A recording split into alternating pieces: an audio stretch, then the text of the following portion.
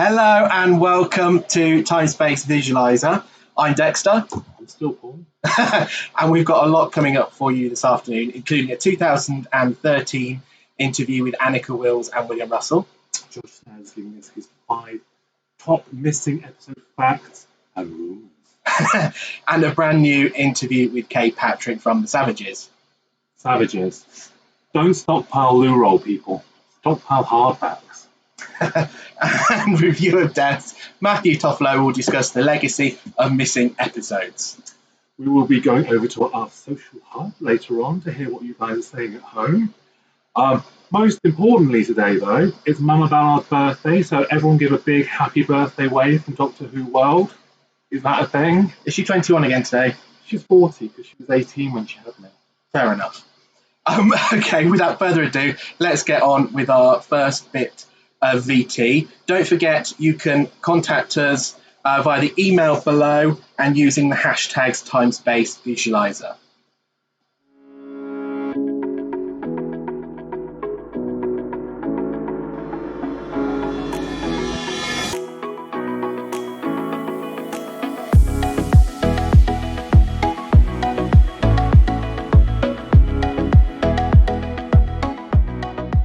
Doctor Who is 50 years old.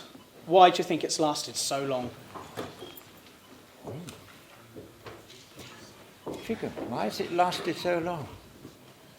Well, that's because we gave it a good start. What a good reply. Excellent. We were asked this yesterday, and all I could come up with, magic. It's magic. I mean, the whole story of it, which I'm very passionate about the whole story of it, because we were there in the beginning, and then there were the dark years when there was no Doctor Who, which you guys kept alive, and without you guys, we wouldn't be sitting here today, and we wouldn't be celebrating in this huge way we're going to this year. It's because of you, so we are grateful to you guys. Yes, indeed. Thank you very much. Yeah, Bill, it was announced earlier this week that David Bradley has been cast to play William Hartnell in the docudrama written by Mark Gatiss. Well, I was delighted to hear that. Do you know who's playing you? Yes, but I can't tell you.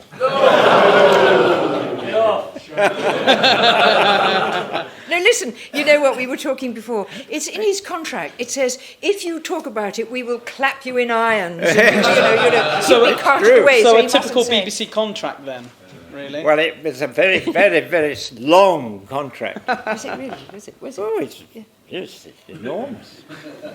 All things you're not allowed to say, and you mustn't All do things you anything. mustn't say, you mustn't talk about it, etc., etc.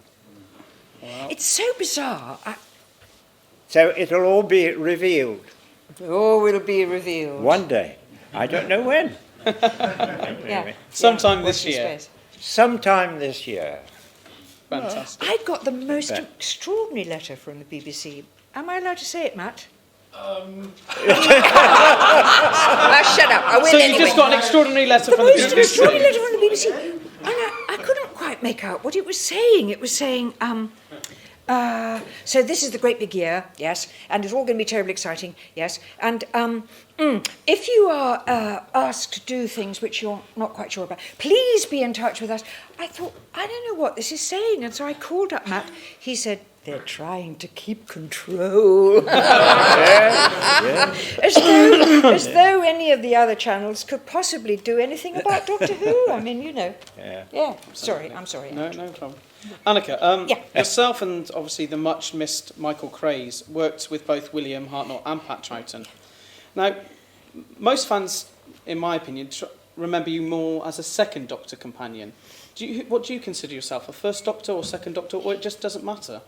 Second Doctor, really, only just because we had more stories and we had more fun. Like that, yes, yes. So it was more fun with working with Pat? Yes, I mean, he wasn't quite so difficult, was he, when you were working with him?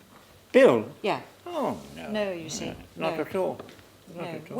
I think we He had was the very worst of it. excited by it. It was Yes, all going to be terrific. And I mean, that was him And so all these stories about him not knowing the lines and all that sort of thing that came out afterwards, I had no experience of that whatsoever.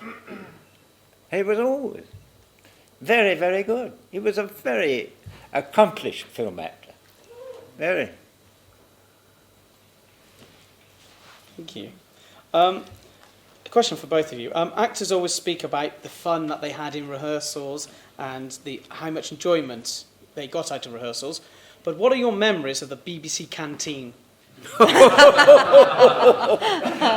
memories of the BBC canteen when we were at Riverside were so bad that I started a little group with Verity, who was a very good cook, and apart from her other maid to claim, and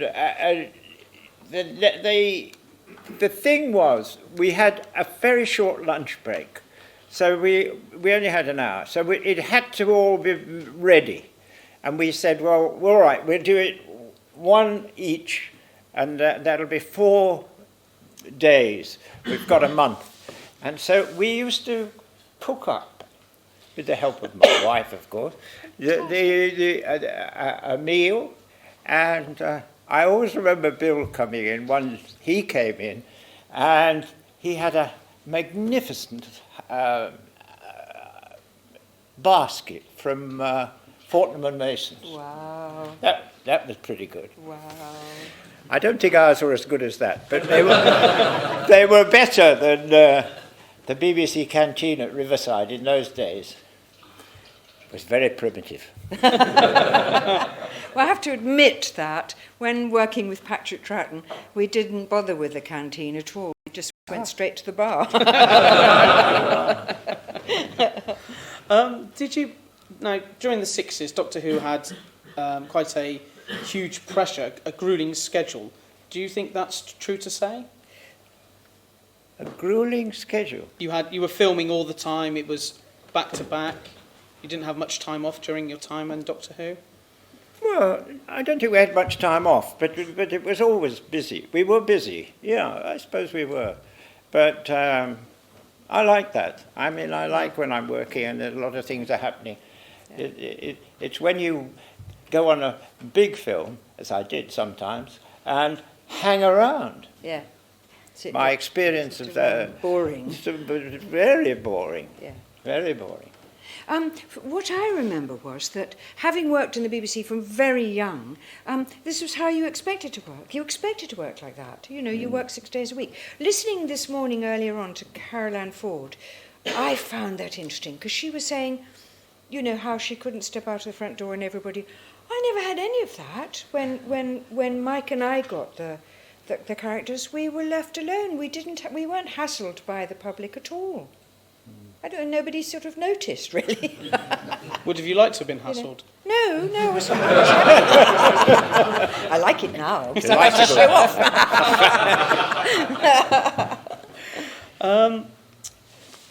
What are your lasting memories of... Turn it off.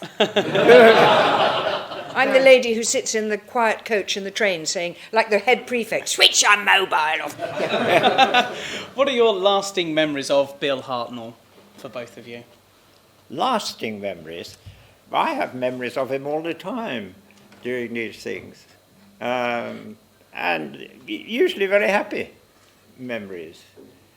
I listen in amazement to some people talking about how tough he was and how...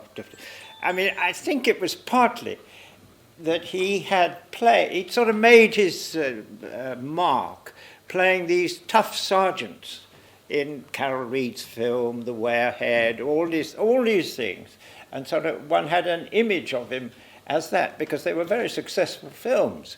But it was entirely another side to Bill. Bill had started as an actor in farce. He was, if you know anything about the Aldrich farces, Ralph Lynn and Tom Walls, Robertson Hare, Bill understudied Ralph Lynn. Yes, he understudied him. I mean, he knew so much about comedy. And so it was really strange, in a way, that his fame rested on that grim sergeant. And he could turn that on like that. Very good. One of the things that I've learnt today is that when I talk about him, then I talk about my experience with Michael and I, and how towards the end, and it was the end, and he wasn't well, and he was grumpy and stuff. And then talking with Jessica, I can't wait to get her book, which I never read, because there's what I realised today is there's a whole nother aspect to Bill, which I never knew. Oh, yeah. And I now want to go back and read about his extraordinary childhood and how he came into acting.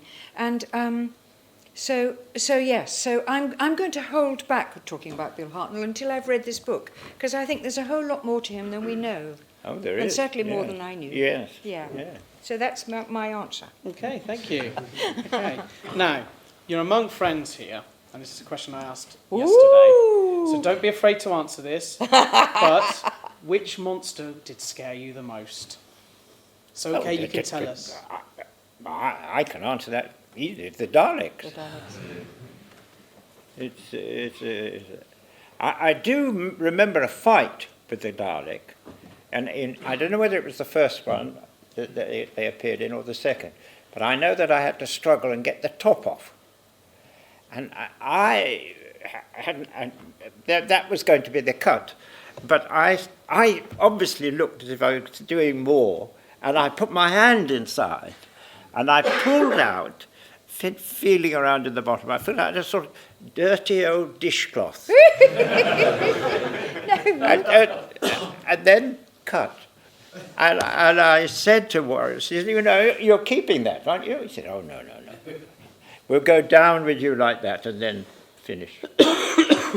So they didn't use it. I'm amazed I didn't know the tops came off in those days. So for me it would have to be the Cybermen, you see, because the Cybermen was the first time we'd seen them. And I was allowed to do a blood-curdling Polly scream, which I love doing. Yeah. I've just done one recently for Big Finish, and no, I'm allowed to say. And I went in for just a couple of lines and a scream, and I said, "Okay, what kind of a scream would you like? Little, a gasp, or a blood-curdling scream?" They said, "Blood-curdling." Of course. Bill, are you looking forward to your appearance in Australia later this year? I'm not going to Australia this year. Oh, right. No. So I'm not looking forward to it. No, later. I'm afraid. Later. No, later. I'm looking forward to that, but that won't be until 2014. Oh, right. I thought it was this year. Well, I won't go into the gory details, but I have a little operation in my eyes. Ah, yes, that's and yes. So that's why I'm not going. Not because you're not being accompanied, because I'd come with you. You tell them. I'll tell them. You can have Anakah Wills. Anakah, your book last year, In Focus, which is an absolute wonder, and I think there may be just one or two left over there, has been received by so many and got really good feedback. Oh, good. Have you heard this feedback, and No. are you happy with it? I haven't heard it. You haven't Why heard didn't it? you tell me? No, but we're doing it in paperback, so a cheaper version is coming out with more photos and more fun things in it. Yeah. Fantastic. Yeah. Bill, have you ever considered writing an autobiography about your career? Not really, no.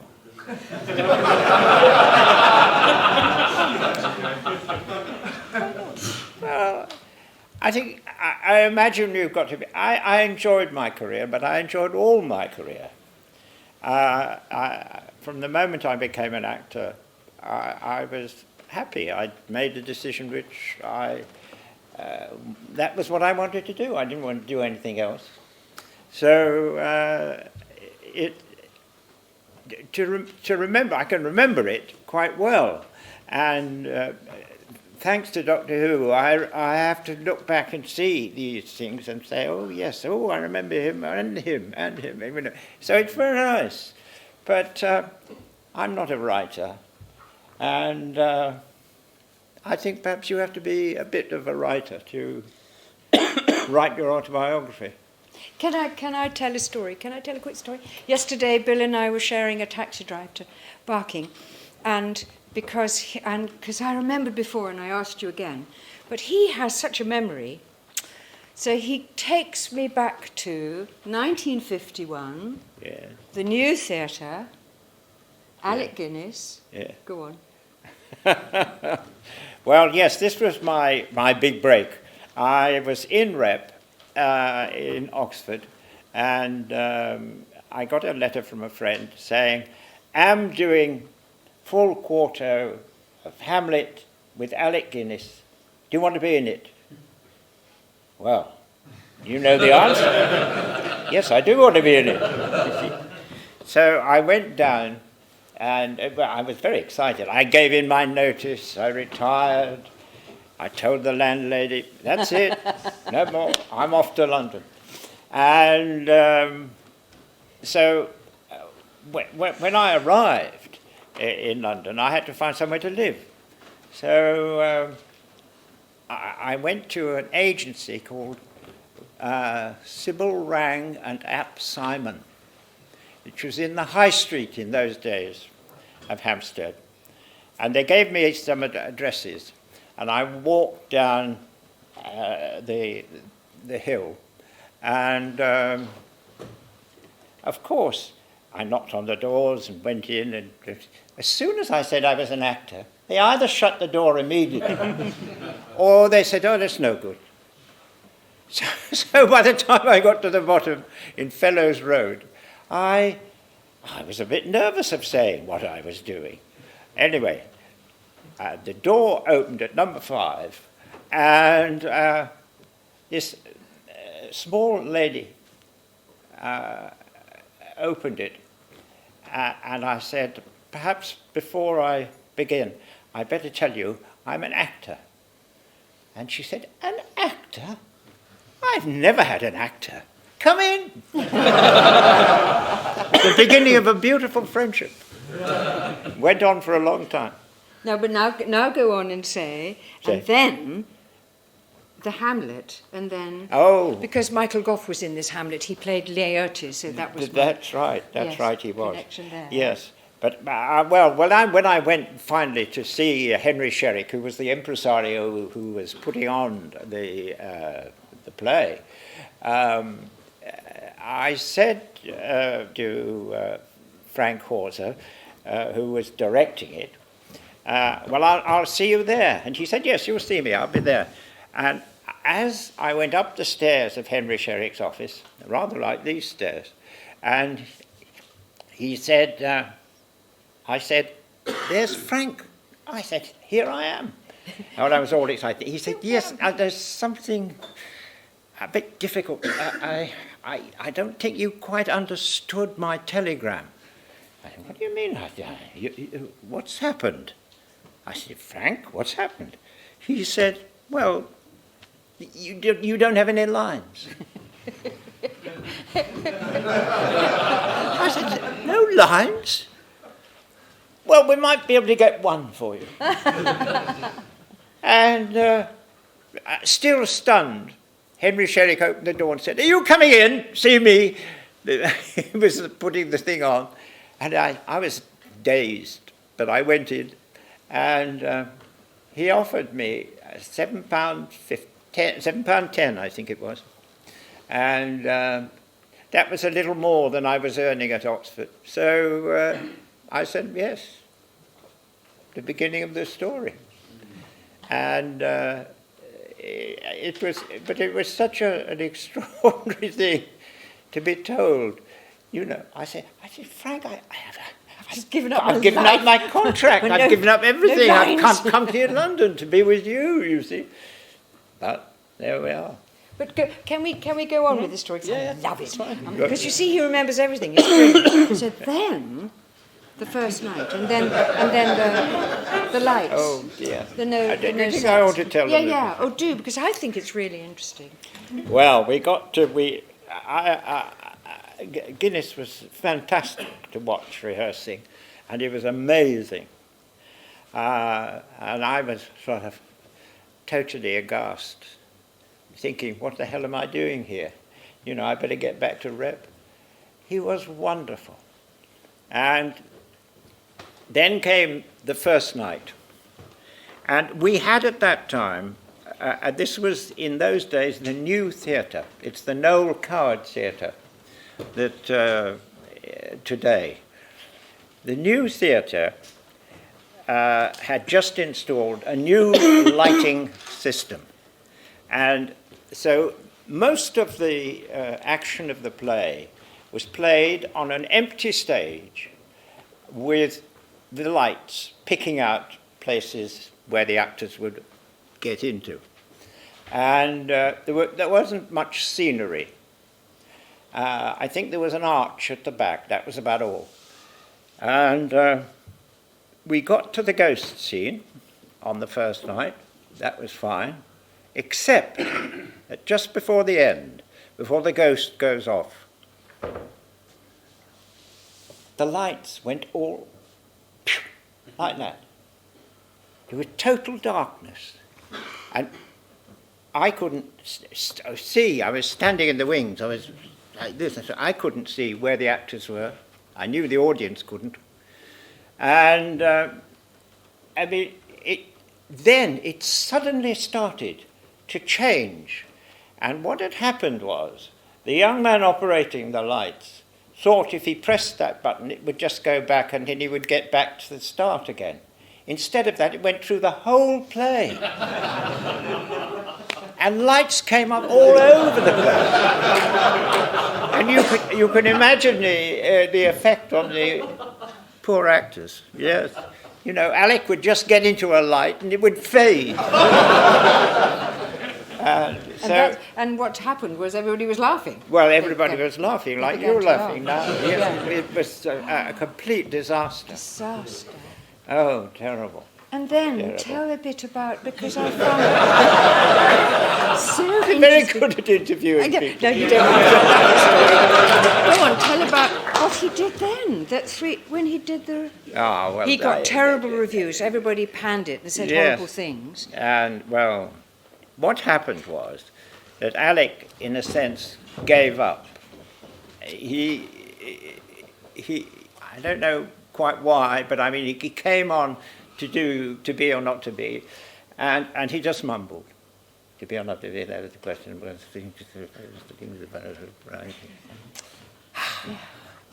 Everybody gasped, and he tore through every speech.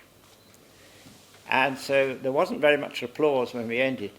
But the second night, Henry Sherrick filled the theatre with friends, and so they made sure their lighting system worked. And it did, and he gave a wonderful performance. And there was a lot of applause. And Alex stepped forward and said, "Thank you very much, ladies and gentlemen. You have just seen the worst Hamlet that Mr. Beverly Baxter has ever seen. The most terrible performance." And he recited bad notice after bad notice. He was so hurt. Yes.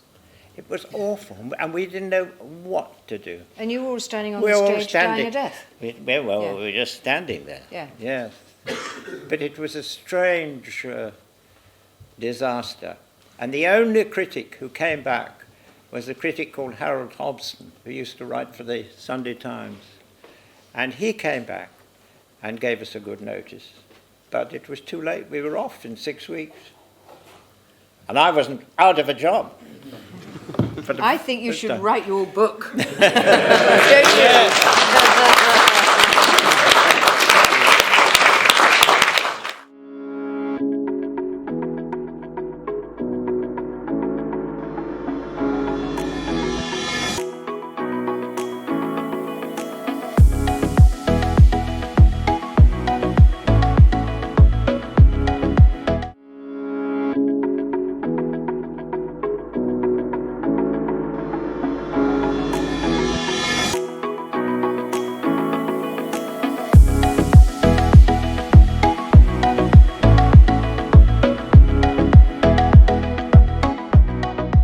legend behind Doctor Who's missing episodes is sometimes more intriguing than the stories themselves. Welcome to Watch Mojo, and today we're counting down the 5 strangest missing episode facts and rumours. Just goofing, it's your boy Josh Snares, but who doesn't love a little bit of commercialised Watch Mojo content? Number 5. Evil of the Daleks in colour. In 1985, Canada told the BBC they had a missing 7-episode story in their archives. A rumour quickly spread that it was the Evil of the Daleks. Later on, more information was released, saying that it was a colour episode, and fans speculated that Evil of the Daleks was found in full colour, which was of course insane because it was shot in black and white. The episode Discovery was later found out to be a copy of the 3rd Doctor serial Inferno. Number 4. Mormon Church. What does a Mormon and the Daleks' master plan have in common? Sounds like a poorly made joke, but in reality, it's not. A Mormon parish was moving into a new building, which was allegedly previously owned by the BBC. In the basement, they found a bunch of film cans and asked if the BBC would like them back. Steve Bryant, who is the current BBC library selector, collected the film cans from them. Within the collection, episodes 5 and 10 of the Daleks' Master Plan were found. Number 3. 10th Planet 4. In the 90s, Ian Levine was contacted by fan Roger K. Barrett, who claimed to have a copy of episode 4 of the 10th Planet. He was willing to sell it for £500. The BBC were led to believe that it was a genuine claim, and started the ball rolling, even to go so far to pay in advance for the transfer of the tape and film an introduction to the story with Michael Craze, who played companion Ben Jackson. It was later discovered that it was a hoax. Barrett was an ex-member of the Doctor Who Appreciation Society who was kicked out, and used this fiendish plot as his revenge. Number 2. Robert Mugabe is hoarding Doctor Who. Back in 2009, there were discussions about the possibility of missing episodes existing in Zimbabwe. Due to diplomatic relations between Britain and Zimbabwe, Robert Mugabe, the president at the time, blocked the BBC from entering the country. This, of course, led to people believing that Robert Mugabe was hoarding the episodes himself. Who knew he was such a big fan? Honourable mention, Nissa with a gun. Number 1. Surviving episodes with private collectors. During an interview with Radio Free Skaro in 2018, Paul Venezes discussed the reality that there are missing episodes that exist in private collections, and he knows that there are at least 2 episodes that haven't been released to the public that do exist. Although it may be upsetting to Doctor Who fans that they can't watch them, it may be a blessing in disguise. Film collectors keep their collections in great quality, so they may have a better way of surviving, and hopefully one day we can all see them again. Because that's the thing with missing episodes. We're never really sure if the next discovery is around the corner, and the magic lives on in its uncertainty and the unknown. If you would like to learn more about the missing episodes, my channel is basically 90% missing episode content, so check it out. Anyway, got to go. Say hi to your dog for me. XOXO, Gossip Girl.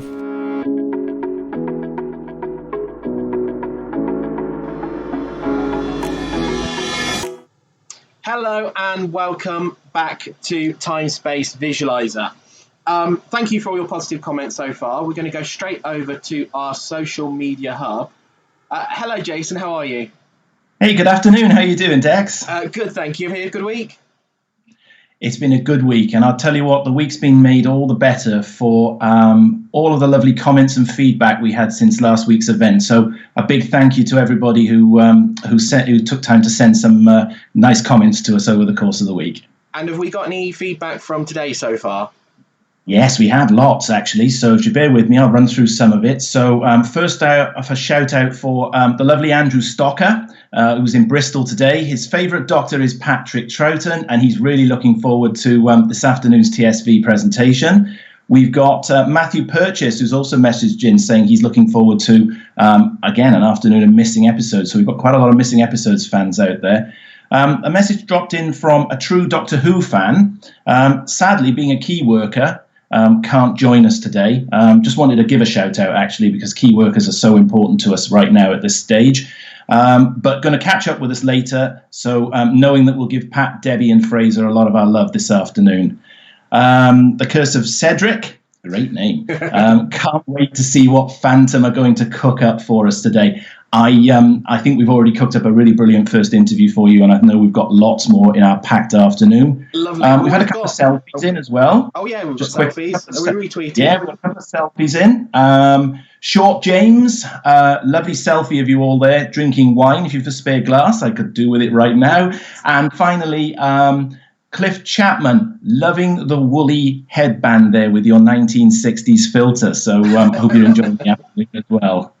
Lovely. Don't forget, you can talk to us via our hashtag on Twitter, which is hashtag Time Space Visualiser. But now we're going to launch our competition for today. We are indeed. Now then, competition questions coming up in just a moment. But here's how you enter our competition before I give you the question. You email your answer in to us on tsv@phantomfilms.co.uk. So email that in. Don't pop it on the Twitter. Don't pop it on the feed next to the screen. Please email your answer to us. And the question: in which country was the tomb of the Cybermen discovered? So in which country was the tomb of the Cybermen discovered? Lovely, and we'll be back with you later. But now we're going to go and have a look at a new interview recorded this week with Kay Patrick.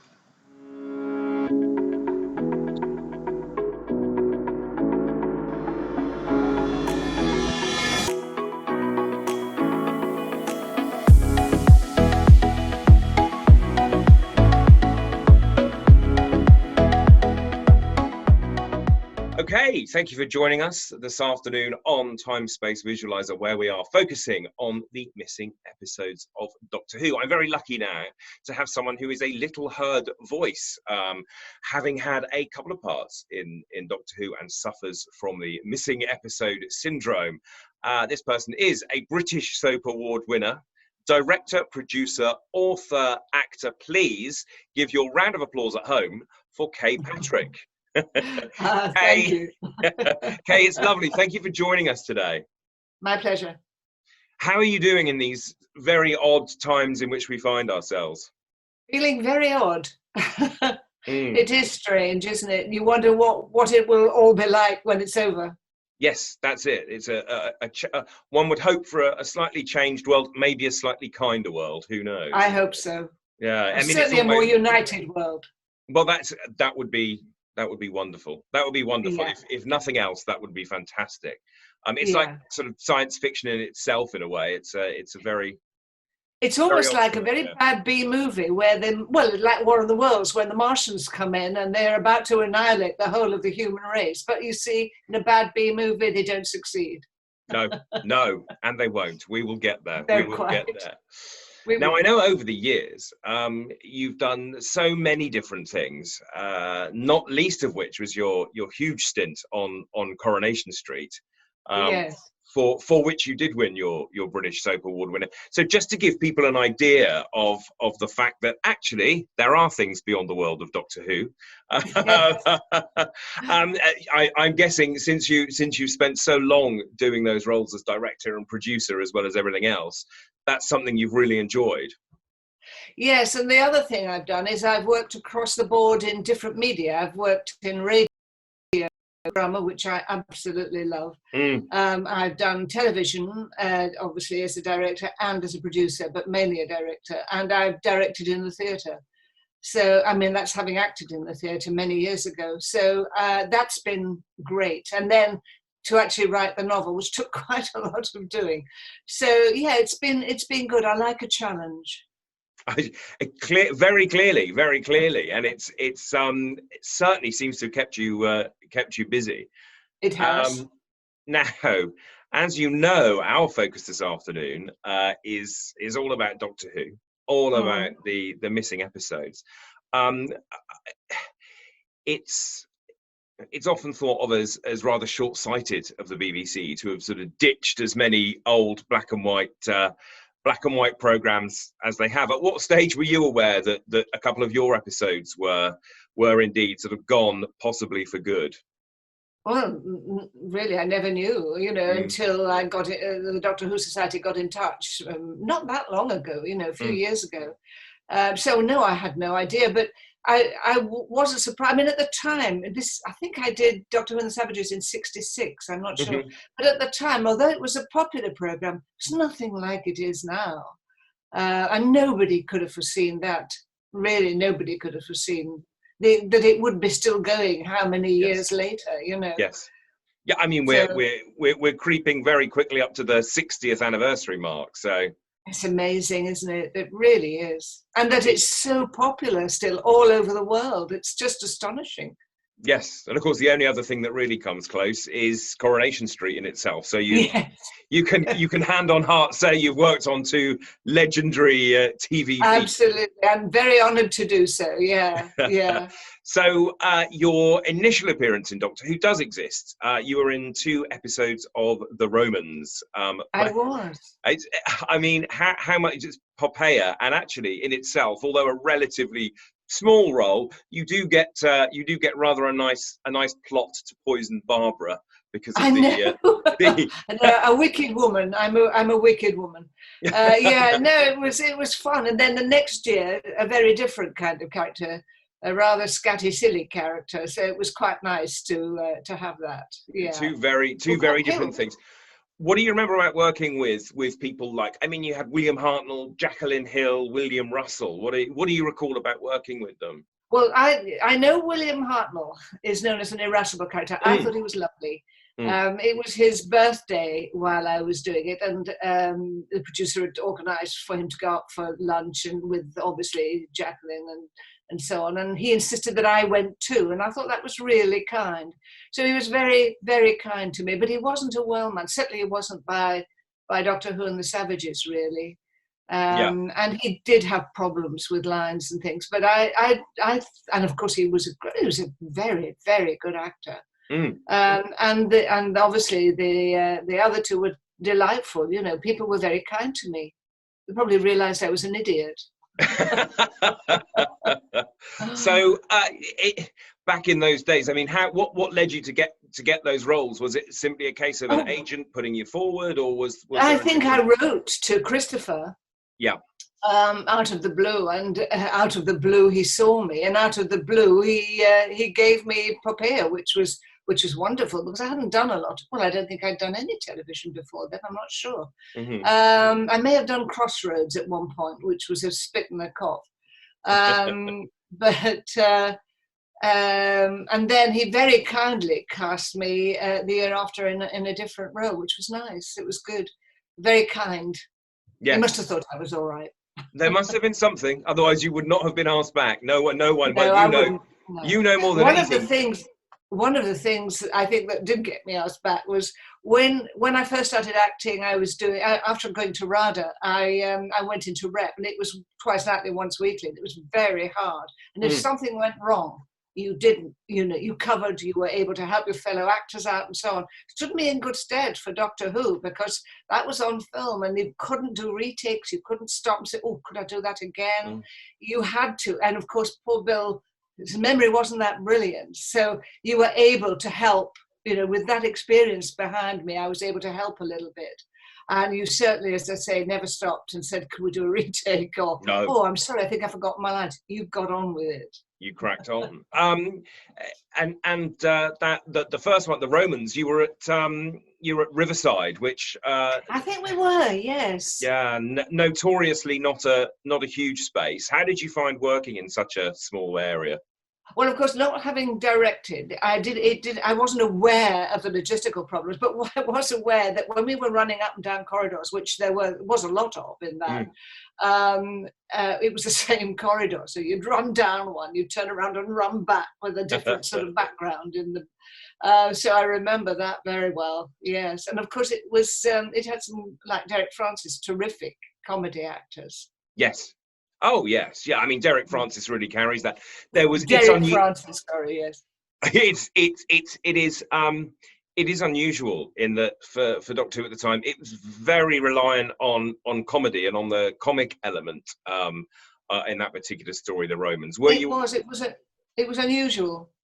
Were you aware of how different it was from the rest of Doctor Who at the time? No, as an actor of early 20s, I was very selfish and very self-centered and was only aware of my own problems. So no, I wasn't really. You're not, well, I am now, sort of objective, but I certainly wasn't then. Was it something was Doctor Who something you'd seen? No, I don't know why I wrote to Christopher out of the blue. I really don't. It's just lucky for me. So much luck is involved for an actor. It really is. If your letter arrives on the desk at the right time, yes, you know, and if it doesn't, well, bad luck. You're still the same actor, you know. Yeah. So it's a tough life. I'll bet. So, so we're talking back in January 1965. This is very early days of Doctor Who, but it had found its feet by that point, I think, and it was sort of gaining very much in popularity. I mean, you talk about the popularity now, but even then it was building an audience, and it was already kind of well loved. But like you say, it wasn't something you'd particularly seen at that time. When you went to a job, were you aware of these kinds of what was happening around you, or would you turn up, you do a job, and it was very much a job of work? Oh no, it was never just a job of work, because I loved acting, and I always wanted to do it to the best of my ability. When you were right for an audition, luckily you didn't, or a reading or whatever, you didn't know who else was going, which was, thank goodness. And I was fortunate enough, as I say, to be given a break by Christopher, and that was lovely. Yeah.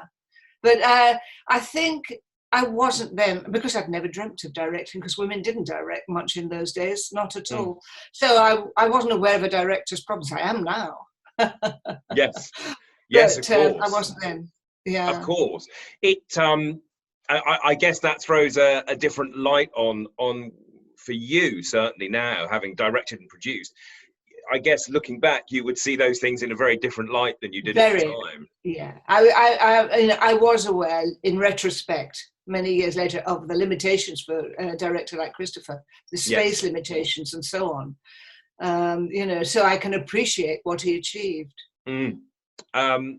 We talk very briefly, but we'll go on to this. The Savages are the two. I mean, it's missing in its entirety. The whole story is missing. Yeah. Which is very sad. It's quite a strong story, isn't it? Yes, yeah, and the swan song of course of Peter Purves. Yeah. Stephen Taylor. And of course your role in episodes 1 and 2 as Flower. Your character, Flower. I know. Oh dear. Giving a guided tour of the city of the elders for Stephen and right. Doda. How different did you find working on that one to working on the Romans? It's hard to tell, really. I think I'd done other bits of television in between, so that perhaps I'd gained a bit in confidence. I tried to make them different because they were very different characters. Popea had the authority and Flower had none. And as I say, was rather scatty. Yeah. But I didn't compare them, you know what I mean? And where did we shoot? You might be able to tell me. Where did we shoot the Savages? Off the top of my head, that one I cannot remember. I should know these things, but anyone that knows me knows I'm terrible for retaining these. Me too, obviously. I'm all about the story and how it looks, and you know how it's been. Yeah. All the little facts and figures. I'm afraid I'm not that particular Doctor Who fan. Me neither. There'll be people at home yelling right now, and they know all of these things. I'm afraid I'm not that person. No.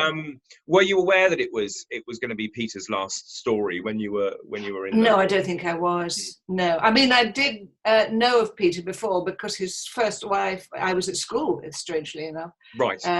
Yeah. But no, I wasn't aware of that. Again, you're wrapped up in your own little world, really, and you know.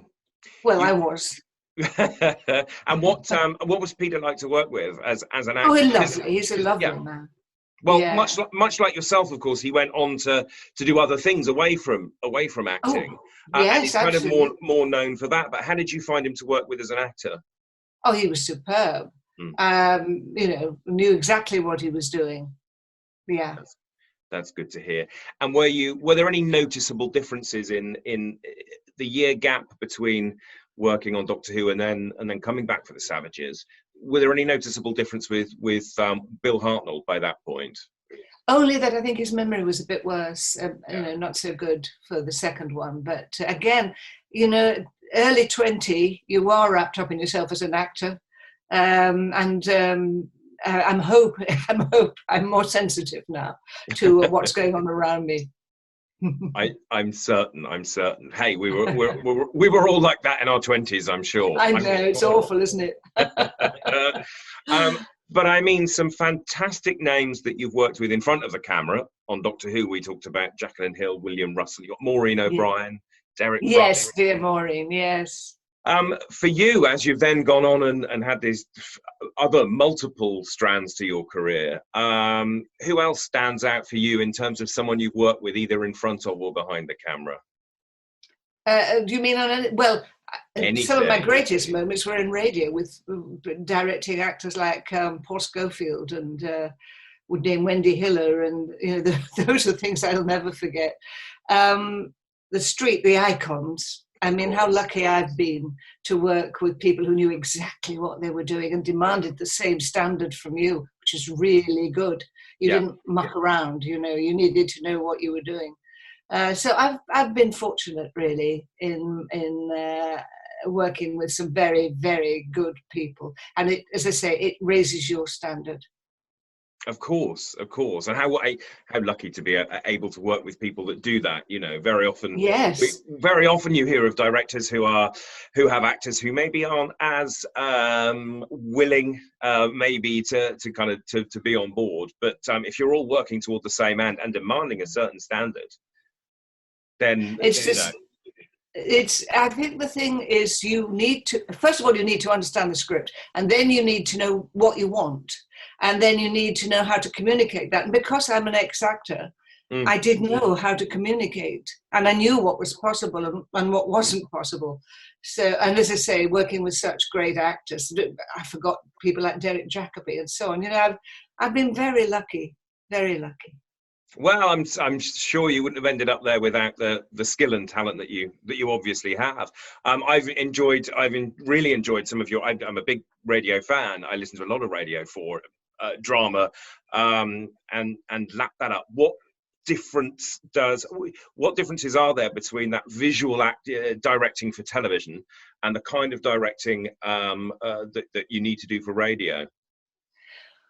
And for theatre, that's different again, because for theatre, you need to get the actors to start building a wall that isn't going to fall down when you start the run, so that you're working together to sort of get the bricks of the character solid and working together so that they're there to fall back on when you're not around and once they start playing every night. With radio, you're asking actors to jump off a cliff, because you might have I did Anakah in 2 hours, and it was very emotional. And I think we probably had 5 days to do that in. And you need to push your actors to the edge of the cliff and encourage them to jump. And of course, actors are brilliantly brave, absolutely wonderfully brave. And if you give them the confidence to jump, they'll come up with some brilliant things. Television, you've got to... I was very nervous when I went into television because I thought, I've never worked with cameramen, I don't know what to talk. Well, all you do really is tell them the image that you want, not how to do it, because these are superb people. Yes. I mean, some of the best crews I've ever worked with were on Coronation Street. And you just need to tell them the mood, the feeling. Well, for me anyway, I'm sure if you've come through a technical background, it's different. And they will create it. And then you need to know when you've got it, so you don't keep on trying to recreate what you've already got. In that way, what would you say has been your favourite medium to work with? It is radio. Because there's no egos in radio. You actually get the script, or a writer sends in a script, you actually work with the writer on that script, Then if you can sell it to the drama department, then you get to take it into studio. You do your own casting. You arrange your own music, or you don't arrange your own music, but you get your own music. Yes, of course. It's just, and it's a very small team. There's 2 studio managers in the gallery with you, and there's one on the floor doing sound effects on the mic. Yeah. And the writer is there, so the writer is involved, and I think that's it's extraordinarily exciting. And as I say, you see some courageous performances from actors. So in a way, that's my favourite. Yes, I mean, radio, as I said, I adore radio. Given, however, that your Doctor Who work was very much acting and in the visual medium, would you ever consider, if you were given the opportunity to go back to acting and take a role on Doctor Who as it stands now, would you do it? No, I wouldn't. No. I mean, I went to RADA when I was 16. I won a scholarship. And I would have thought that I would never be able to say, because if I decided that if I went to RADA because I didn't want to be taught how to teach, which most of the other diplomas did give you. I thought, well, if I can't get acting jobs, I don't want to live, which is a little bit excessive. So it's quite interesting for me. And I was at one point given a chance. I'd written a one-woman show and the actress fell out, and I was given it would have been at the Soho Poly, and I was given the chance of stepping into it, and I didn't want to. And I would never, ever have thought that was possible. But it was, and it is. And I love actors. I have enormous respect for what they achieve and for the lives they lead. And no, I would never do it. I very much like working with writers, and then I like realizing that script with the actors. So so no going back to acting. But what is? I think I'm well past it now. By the way. So what does life hold for you at the moment? Who knows? Yeah. Who knows what it holds for any of us? It's very true. Very, very true indeed. I have no idea. I would like to do some more. I'd like to write another novel. And maybe this is the time to try it. So tell us about the novel that you have written. I was having a read on the website. It sounds fascinating. What brought the subject to your mind in the first place? Well, when I decided to give up acting, I was transiting into behind the camera, but it was very much working with writers and reading scripts for television on a freelance basis and giving them a report and my analysis and so on, and hopefully then the script might be taken on by somebody else. And the other thing I was doing research, and BBC Television approached me and said, would I research the possibility of them doing a series of Victorian crimes but committed by women. And so I went into the British Museum and the Newspaper Museum, and I did a lot of research, and I came up with quite a lot of ideas. And there was no intention of me to write it at that time.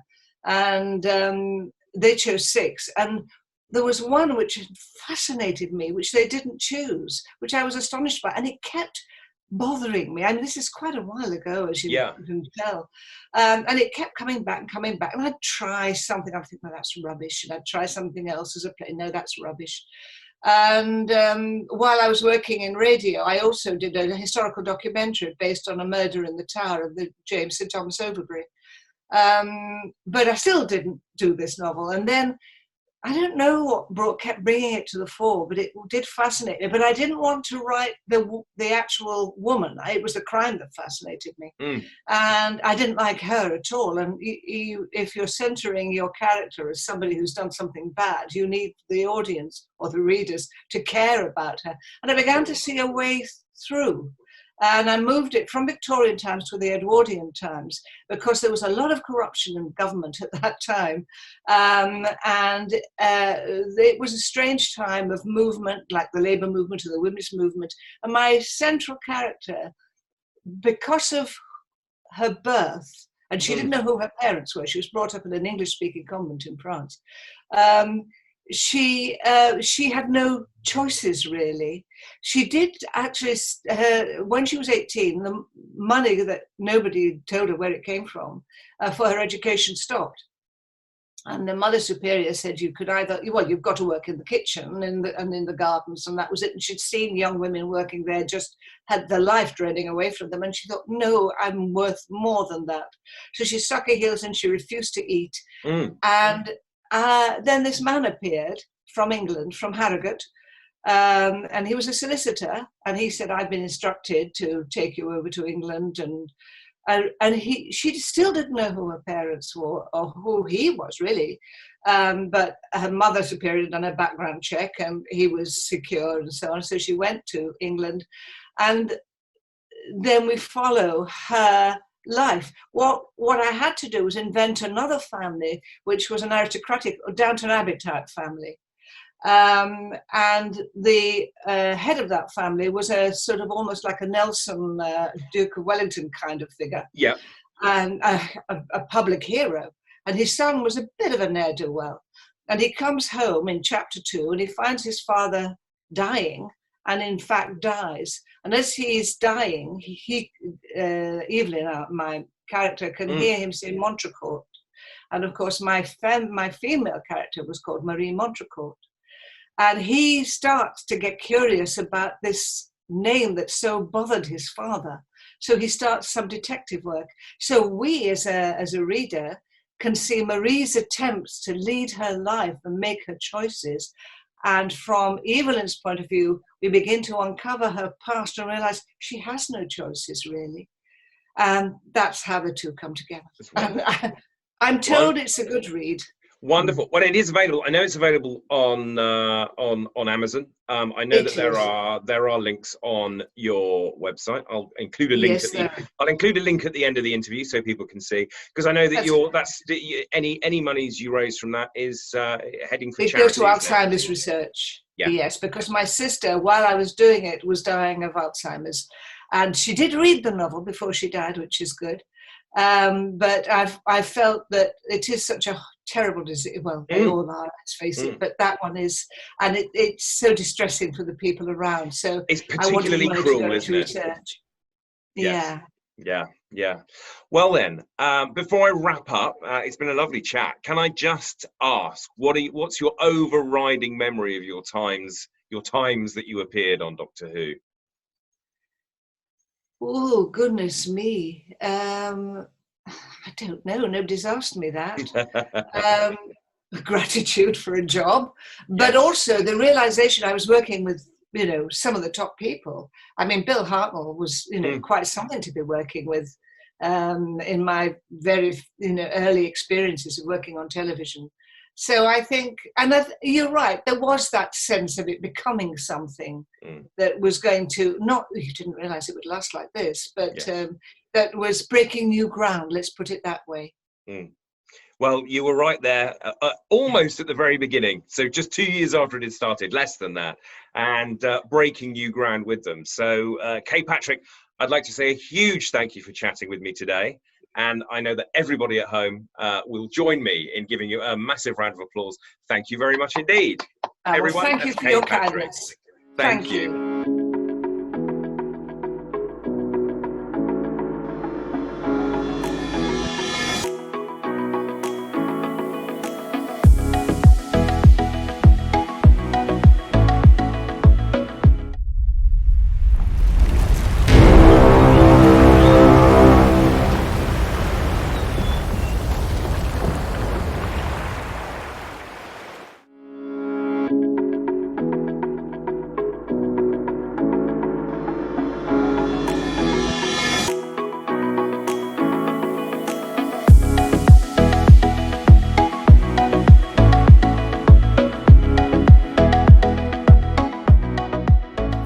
My name's Matthew Toffolo. I'm one half of the Review of Death, and many thanks to Fantom Films for asking me to be part of today's amazing event.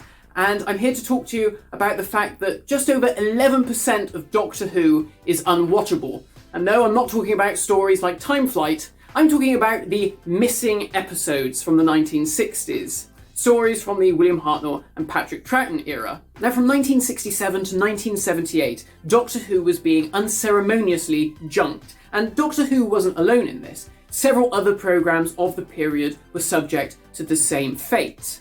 However, for Doctor Who, these lost episodes have become such a major part of its identity, not only because 97 episodes are missing from the BBC's archive, but as Doctor Who has continued to grow into this global, culturally significant phenomenon, as new missing episodes are rediscovered, we get things like the national newspapers reporting about it, just as they did with the release of The Web of Fear and The Enemy of the World in 2013. Now, the first Doctor Who story to be junked was The Highlanders in 1967, just 2 months after it had finished airing on BBC One. Now, this trend of junking tapes continued all the way up until 1978. But until 1972, the BBC had copies of almost all of Doctor Who in their archive. It's kind of mad to think that back when John Pertwee was in his 3rd series as the Doctor, you could go into the archives and watch all 7 episodes of Marco Polo, now completely lost. But despite the fact that 97 episodes are still unwatchable today, we are actually incredibly lucky in comparison to other shows from that period, because so much archive material still exists from these stories. Every story has a number of publicity images, so we get to have a sense of what these stories look like. In some cases, we even have telesnaps, screen grabs from the episodes as they were broadcast. There's even other surviving oddities, like the Australian censor clips. Literal bits of the story that were deemed too frightening or violent to be broadcast in Australia at the time, that they were snipped out of the broadcast episodes. Now, these bits still survive, which is why we can still watch some of Doctor Who's most terrifying moments from that period, like that really creepy scene with Oak and Quill from Fury from the Deep. Other bits of lost Doctor Who still survive because of other programmes of the period. Without Blue Peter, we wouldn't even have the regeneration from William Hartnell into Patrick Troughton. But what we must be really thankful for is the fact that the original audio recordings for all of these missing episodes still survive, thanks to the work of fans from the period like Graham Strong, who meticulously recorded these stories. And because of them, we can now listen to these stories and get a sense of what they were like when they were broadcast. And these recordings haven't just served to preserve the missing episodes, they've even gone on to help remaster episodes that still exist in the archive, because the audio quality is so much better. And without these recordings, we wouldn't have things like the animations that we're getting today. In this internet age, we have access to so much material from those missing stories. You can search for any of them and find multitudes of publicity images, the telesnaps, listen to the original recordings. You can find fan-made reconstructions of basically every story. Back when I was growing up as a fan in the 90s, the lost stories were like these long-lost relics from another time that, if you were very lucky, you might see a new picture in an issue of Doctor Who magazine. When I was growing up, I was absolutely mystified by the 10th Planet Cybermen. I loved the 60s Cybermen stories, and here was a Cyberman that looked so different. And for years, the only pictures or footage that I'd seen of the Cybermen was of one publicity image in the Radio Times Doctor Who 10th Anniversary special and some clips on More Than 30 Years in the TARDIS. It wasn't until 1999 Doctor Who Night that I eventually heard one of these Cybermen speak. And now you can just search for any of those and watch most of the story. It's madness. Of course now, the only missing episode of that 4-parter has been animated, along with a multitude of other missing episodes. Most recently, the Faceless Ones, and we still have Fury from the Deep to look forward to. 10 years ago, if you'd have said to me, one day you'll be able to sit down and watch animated reconstructions of The Reign of Terror, The 10th Planet, Power of the Daleks, Moonbase, Macroterror, Faceless Ones, The Invasion, I'd have thought you were going mad. We are so lucky that we have this material there that we can build upon, so we can experience those long-lost stories in a variety of formats, whether it be as telesnap reconstructions, full animations, target novelizations. It's incredible. And of course, the other thing is, occasionally, these episodes do turn up from time to time. In the 28 years I've been alive, there's been something like 17 lost episodes recovered. And then when these episodes do turn up, it gives us a chance to re-evaluate them. So I was very lucky that when I was born, I never experienced Tomb of the Cybermen as a lost episode. It was just one that I thoroughly enjoyed as a child. So I was quite shocked the older I got to discover that fans that had grown up with this story being missing were slightly disappointed with the end result that they saw when it was released on VHS in 1992. Something similar happened with The Web of Fear when that was released in 2013. This was a story that was considered an absolute classic. It had classic monsters in it. It was amazingly directed. The sets were superb. Everyone raved about it. And then when we got to finally watch it, everyone sort of went, yeah, that's all right. It's a strong 6-parter. Yeah, it's pretty good. Of course, the opposite is also true, and this is exactly what happened with the story we'll be watching tonight in the tweet-along, The Enemy of the World. This was a story that no one really talked about. It was an episode that was overshadowed by these two monoliths on either side. One side you had the Ice Warriors, well remembered because it introduced one of Doctor Who's more famous monsters, and then on the other side of it you had The Web of Fear, which not only introduced Alistair Gordon Lethbridge-Stewart, but it also saw the return of the Yeti. The only significant talking point of The Enemy of the World was the fact that Patrick Troughton played both the Doctor and the villain, Salamander, and that it was directed by Barry Letts, who would go on to be the producer of the series under Jon Pertwee. Then, of course, when we finally did get to see it, it became an overnight classic. People couldn't believe how underrated it had been. It's such an action-packed, layered story. It's kind of mad that no one really spoke about it. And I didn't even think Barry Letts was that keen on it. You've got Doctor Who doing spies and espionage, doing James Bond long before the Pertwee era. And of course you have a fantastic turn from Patrick Troughton as both the Doctor and Salamander. It's an absolutely cracking 6-parter, and it's a shame that for many years it was judged on a single episode, episode 3, which was the only surviving episode.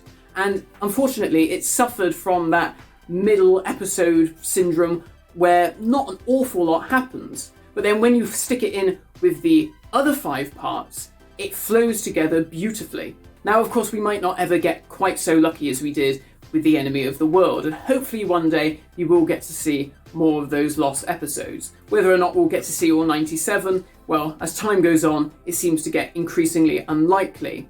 But whatever happens, the lost episodes of Doctor Who is such a significant part of Doctor Who's identity. Although it pains us fans that we can't watch these episodes, it's inspired countless fans to be creative, to try and remake these episodes from their bedroom, from full animation studios. It's inspired others to travel the world trying to find these lost stories. And for me, I think there's something quite poignant about the fact that here we have a TV series about a time traveller, and some of his adventures are lost to the mists of time. And we can only hope that one day we'll get to see them just as they were broadcast back in the 1960s. So, thanks for watching, and I hope you all enjoy tonight's tweet-along of The Enemy of the World.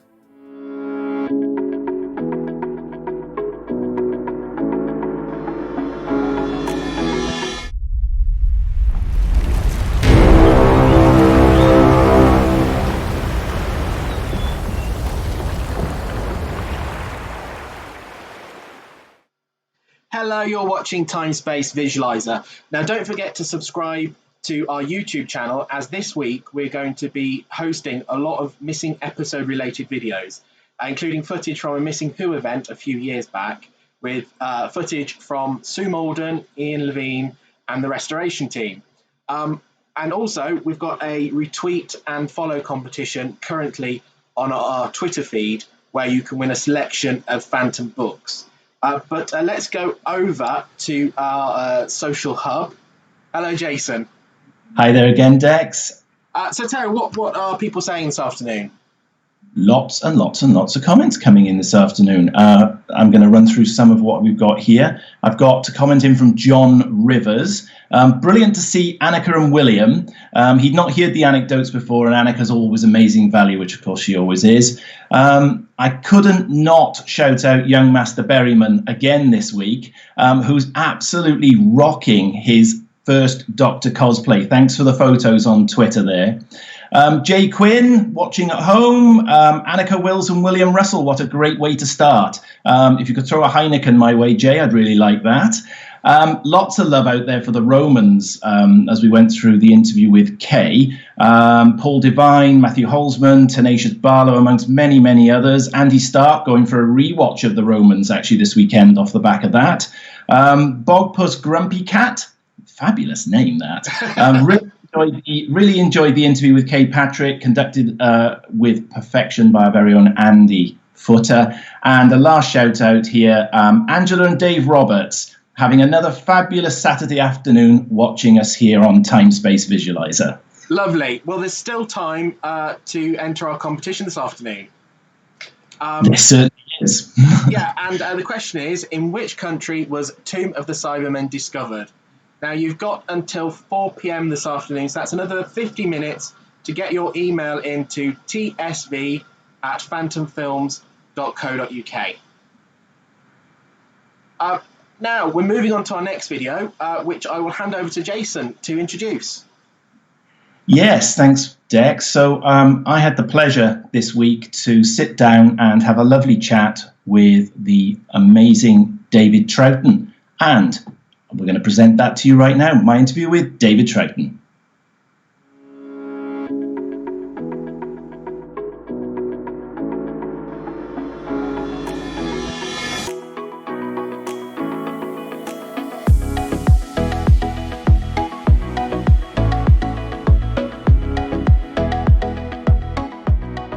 Welcome back, everybody. So as part of our Missing Episodes Time Space Visualiser event today, I'm very, very lucky to be introducing to you David Troughton. David, how are you? I'm very well. How are you? And I hope everyone who's watching is very well too in this horrible time. It is. It's very unknown. It's very unusual. And I think we're facing some times that we didn't think we would be. You've joined us actually as part of our Time Space Visualiser event, which is an opportunity to live stream a Doctor Who convention effectively out all around the world for all of our fans. We did one last week and it was a tremendous success. We had quite a lot of very good feedback as part of it. So we thought we'd do it all again with a Missing Episodes slant this time out. So you're welcome, welcome to see you. Thank heavens for the internet. Well, it's keeping us all sane, I think it's fair to say. That and probably a little bit of alcohol somewhere along the line.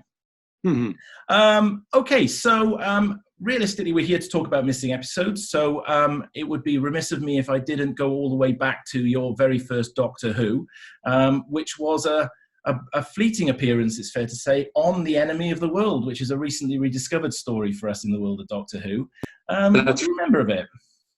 I remember it. I think I did it in my school holidays. I'd always loved going to recording studios, television recording studios. And so to actually be involved in it was fantastic, I remember. It sort of, made up my mind about what I wanted to do. So, yeah, I mean, I remember my father being really helpful and kind, and yeah, it was a lovely experience. Was it your first television? No, I had appeared as a schoolboy in a Ken Taylor play. Lovely writer, Ken Taylor, no longer with us, unfortunately, in an armchair theatre.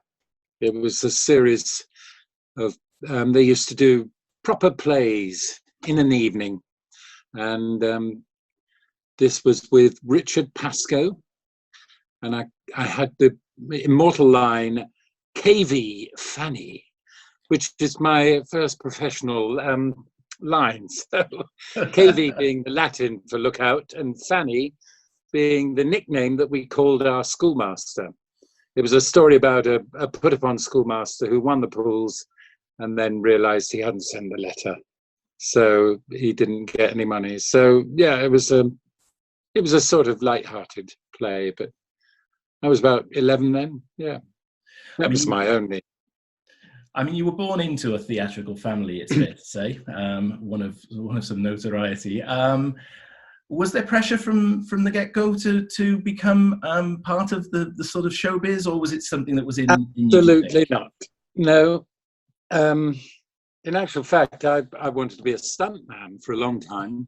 As I said, I used to go and see Dad in studios, various studios, and I met the lovely Peter Diamond once.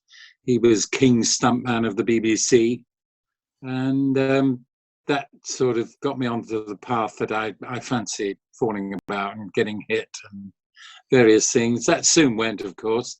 And then I did a school production, I remember, about the same time that I appeared in my first Doctor Who. So all in all, I just fell into it, really. I had no pressure at all. I realised how difficult it was going to be. But of course, having a parent in the actual profession is either, it sort of, you get a more real view of what you're going into. How aware were you as you were growing up of the fame of your father, really, more than anything else? Very aware, but especially Doctor Who. I mean, as you know now, my father started another family, basically, in 55. So we saw him regularly. But yes, of course, I mean, people would come up to us all the time and say, what's it like? You must be very rich, and various things like that, which is utterly ludicrous, because probably having two families was as poor as a church mouse. But yeah, I mean, very aware, and we got quite used to it, really, seeing him in various things. I mean, after he finished Doctor Who, I think he did some of his finest work on television, because he was always saying, don't get typecast. You mustn't be in anything for too long. Otherwise, you'll be typecast in one role, which now is ridiculous, because if you are in one role and recognised as such, you seem to get much more work. Yes, times have certainly changed. I mean, he obviously did go on, and you're quite right, he did some of the great stuff, but he's always has been very, very fondly remembered for his 3 years on Doctor Who. I mean, the convention circuits opened up, and obviously that gave him a different lease in his later years, I suppose, as well. He's very fond of attending conventions. Absolutely, very unlike him. I mean, I was really surprised that he was going to do this, but yeah, he suddenly had a change of heart to open out and be a personality rather than the enclosed figure that he pretended to be. I think he was a very private man, and not a lot of people knew all about our family history. He famously turned down This Is Your Life about 4 times. So yeah, he wanted to keep acting and private life very, very separately. So when he, made the decision to get on to the convention circuit, yeah, it was a bit of a surprise. And he always seemed to have a great on-screen camaraderie with the sort of co-stars that he worked with Debbie. Yes, he loved women. And Fraser Hines in particular. Were they great friends of his outside of the programme? Oh, yes. Yeah. I mean, Fraser is, I often meet him at various events, and I mean, it's still, I think he's really sad that he's not there still, because those two really had such a good time. It was fantastic, and it showed in the actual recordings, I think. It did. It most certainly did come across. I'm sure that you got to see them quite regularly, I suppose, as he was in Doctor Who, particularly if you were going to the studios regularly. Mm-hmm. Yeah, yeah. Shepherd's Bush was where they used to do it live. Well, not live, but recorded it, and then almost immediately went out. Yeah, I mean, it was like a company, a close-knit company. Mm-hmm. It's such a shame, actually, that your father's stories are some of the worst that are affected by the losses in the archives, out of the missing episodes in particular. And when we had both Web of Fear and the Enemy of the World returned, for us, Web of Fear has always been a bit of a holy grail of Doctor Who. Definitely up there in many people's top 5 stories. But Enemy of the World became a bit of a surprise to everyone, because we only had 1 missing episode up until that point. And when the other 5 came back, Enemy became almost like a classic in its own right. And it was a great opportunity to see some of the way that Patrick approached a lot of the role. It was very light-hearted, very whimsical almost, and you get the scene at the beginning of the story where he's running into the sea. So it was a great showcase for us to see, I think, that episode, or that story that came back. Well, it was lovely for me because I read the book. I narrated the book, and trying to do his questionable accents. Yes, the salamander accent. Salamander, yes, yeah.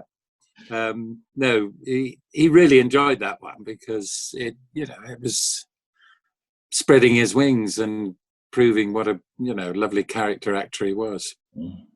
Yes, I mean, it's not very often you get to play two parts in the same story, particularly in Doctor Who. But, no. Again, we didn't really get to see a lot of it in the only remaining episodes. So when the story was found by Phil Morris and was returned, it was a real eye-opener for a lot of us. And it was almost a little mini film to a degree, with all the underground caverns and all the sort of things that are going on around it. So a real nice story, and one that I'm particularly fond that's been found.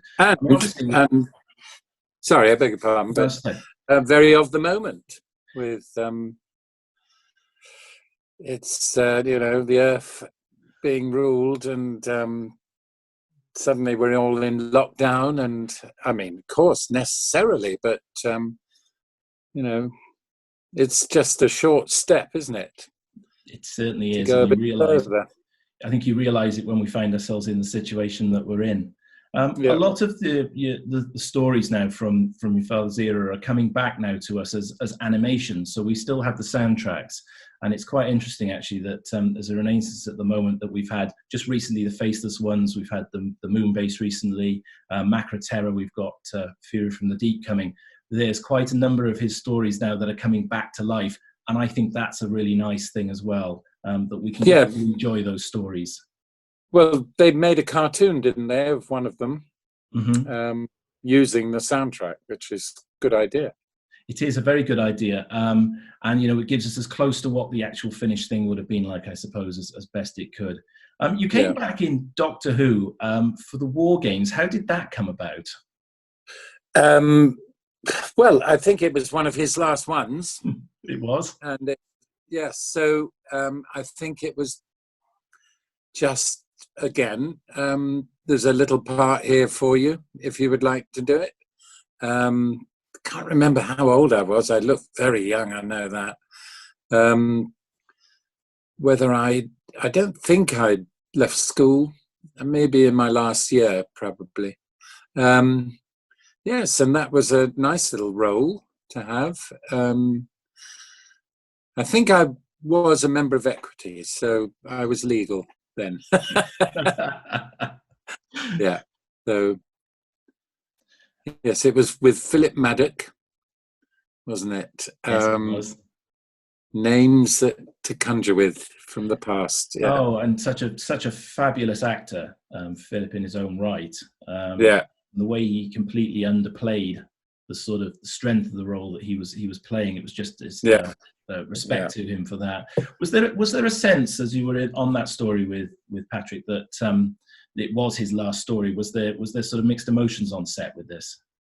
I think so. I think you must remember the way they recorded it was very, very tiring for him. He would only have about 6 weeks off in the year.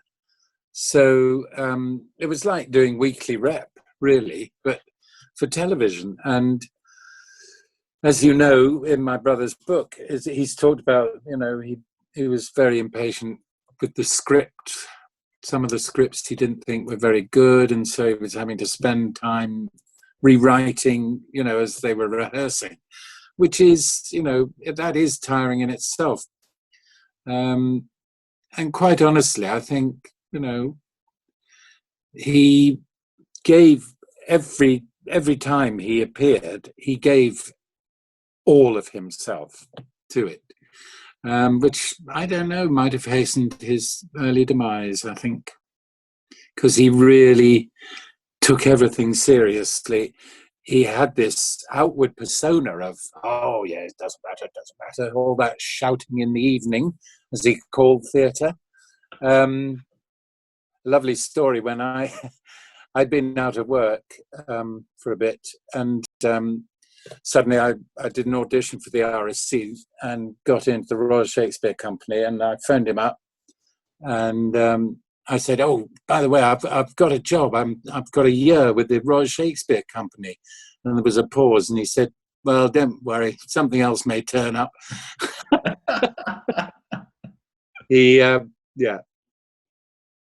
His legend about theatre. He was a very good theatre actor. He just didn't like doing anything for a long time, I think. So he preferred the immediacy of television. Yeah. So I was to say the preference was more for television, and the sort of do a few weeks rehearsal, present once and out. Yeah. And he would, I mean, in his early days when he did theatre, he would physically be sick with nerves. So that was another thing.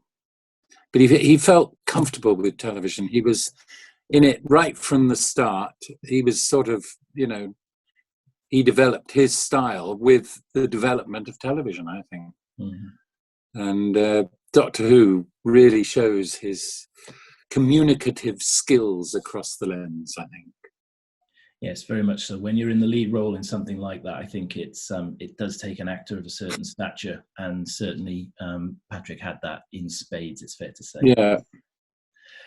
You came back and did another Doctor Who after the War Games, and you came back and had an opportunity to work with John Pertwee on The Curse of Peladon. Now, obviously a much bigger role for you. Peladon, yes, my young juvenile lead, yes. In purple thigh-length suede boots, I remember. Indeed, very impressive. Very impressive, yes. And a wig, yeah. Dressing up to the hilt, I called it, yes. No, so by this time, the series had sort of moved on. It wasn't quite as fast and as furious as the sort of black and white days that Patrick enjoyed. But obviously a different feel to the programme. Was that immediately obvious to you? Sorry, different feel to the programme at that stage with John? Yes. I mean, John was completely different, but he was utterly professional and very welcoming. Lenny Mayne, the lovely Lenny Mayne, directed it. He's no longer with us, but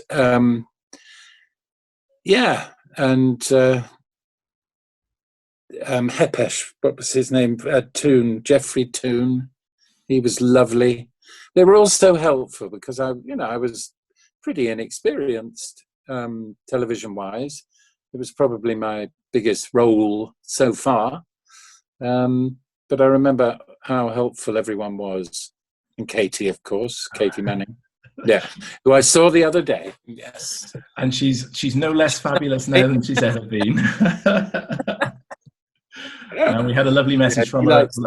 We had a lovely message from her at the last event, actually, which was really nice. So, and I suppose you walk into a rehearsal room on something like Doctor Who, and you walk in for the first time, and it's a set cast, and you're sort of in as a guest artist for the week. There's always that sort of trepidation that it's going to be a warm cast or a good cast to be with. So clearly, absolutely, you got that from day one. Yeah. So whenever I'm in something that I'm a regular in something, I always make sure that everyone hopefully feels welcome, because there's nothing worse than going into a room where people who've done it for weeks on end say, and you've got a few lines. It's a nightmare. It's a nightmare. But yeah, to welcome people, but after all, we're all in it together. A whole film unit is not only the actors, it's everyone. And so, yeah, let's all enjoy it together rather than being la-di-da or, difficult.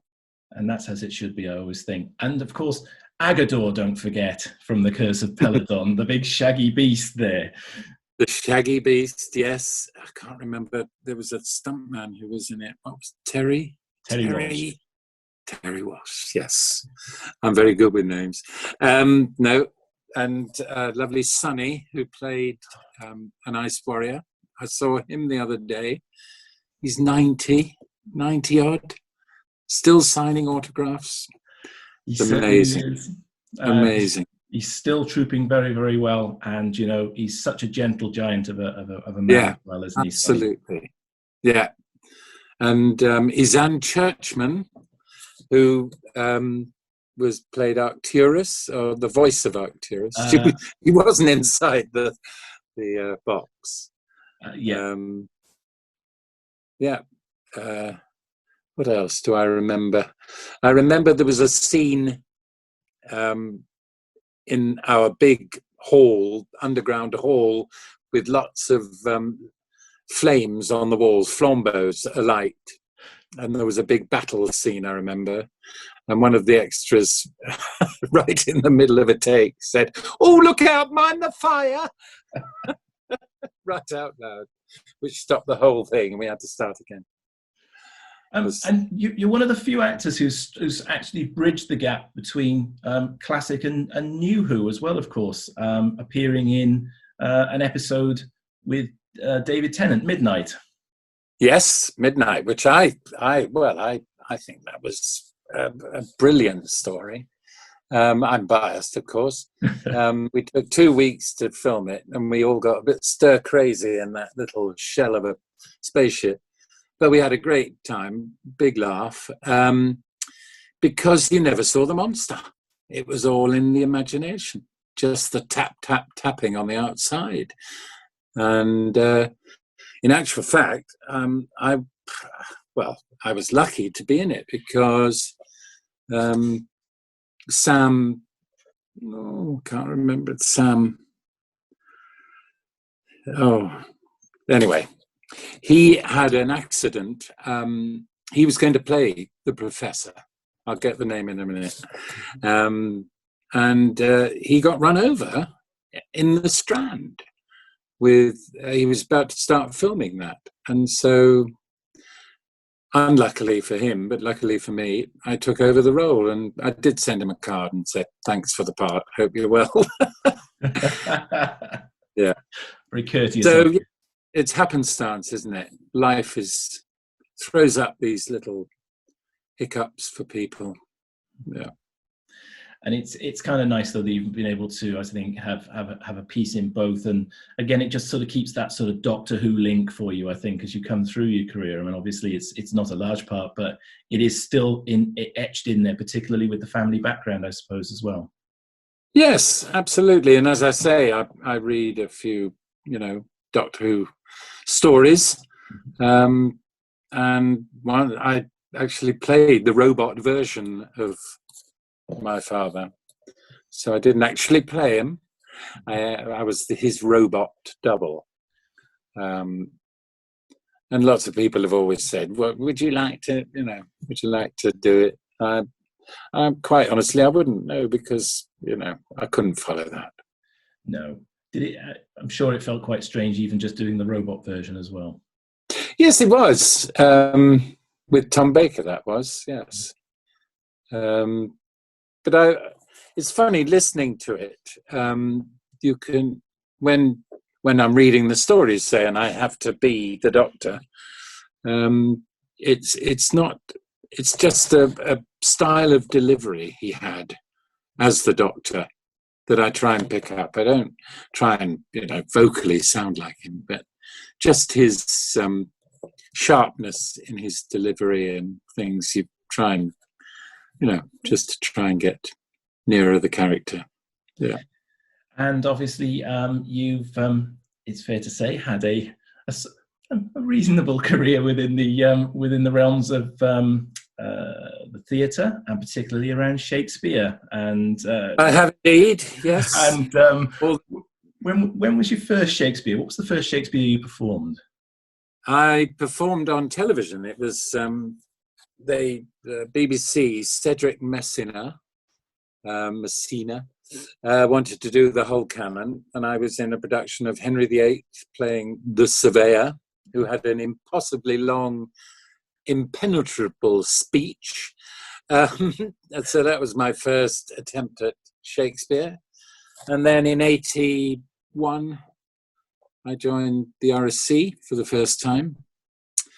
And, well, the rest's history, really. I've been there on and off, and now I'm an honorary associate artist, which I'm very proud of. You are indeed, and should be. In fact, I watched a clip of you not long after you'd received that, and you were doing an interview, and I could tell there that you were quite proud of that for sure. Yeah. I mean, it has its critics, and things have changed, but I think Shakespeare is so important to keep alive and to make fresh, and because the language is wonderful. It is absolutely wonderful. It's poetry, after all, basically. And could you pinpoint a favourite production that you've been in over the years? Yes, two. The Tempest with Alec McCowan, and Simon Russell Beale played Ariel and I played Caliban. Directed by Sam Mendes. That was a wonderful production, I thought. And the Richard II with Sam West playing Richard II. I played Bolingbroke, and then went on to play Henry IV with Michael Attenborough directing. But it was in a very small space, and a row, just a bank of seats in the other place, a very oblong theatre, very simple. And I actually, in the play, I get the audience to stand up to acknowledge that I am now king. And I would wait there until everyone did. And it sometimes took, 3 minutes. And I'm very proud in saying I got Prince Charles to stand up too when he came to see it. So. It's a commanding performance. Do you prefer the smaller, intimate, sort of in the round type theatre? I do, yes. Although I've been told I'm very suited to the large theatre. When I'm filming, my note is always just a little less, David. Just a little less. I do like big spaces, and but the intimacy is good. So it teaches me to calm down a bit. But in a big theatre, you have to use a vocal energy, a thought energy, and you've got to get right to the back of the theatre. And I think we're losing that a bit in productions and plays. Plays are not written in a grand style anymore. No, and of course we're changing. Our viewing habits are changing almost to a degree as well. Oh yes, we're now streaming live into cinemas occasionally. How do you feel about that? I've been it's one of my bugbears, actually. But not the fact they record it, but the fact that it's live. Why make it live for a start? Because it is a nightmare to do. It is one of the most frightening things to do, because you've got an audience with you in the theatre and you feel an intimacy, but half the audience aren't there for the recording, because for the live show, because it's taken up with cameras. So if you're doing a comedy, that's hopeless, because you've got half the people laughing. And also I think it's a short step to doing live theatre and we all sit at home. We don't have to go out, which at the moment is probably the only way we're going to see theatre. So that shoots my idea down. But you know what I mean, that I think in normal times, to go to a theatre, to make the effort, to be part of that night in the actual theatre is something special. It is. It's something that I much prefer, to be live in a theatre. There's nothing more like the intensity of a production, I think, when you're sitting in the audience. It's at this point I'd normally throw to an audience and ask if there were any questions from the audience, but unfortunately we don't have one because of our current circumstances. It's been an absolute... them in. Sorry? email them in. Yes. Well, indeed. I mean, do you know, it's been an absolute pleasure. Time is defeating us a little bit, but it's been an absolute pleasure. And thanks very much for you giving up some time to come and thank talk you. to our special Time Space Visualizer event about the missing episode. Yes, well, good luck with it. And everyone, please stay well and stay at home. Thanks very much, David. Really appreciate it. Bye, Jason. Thank you.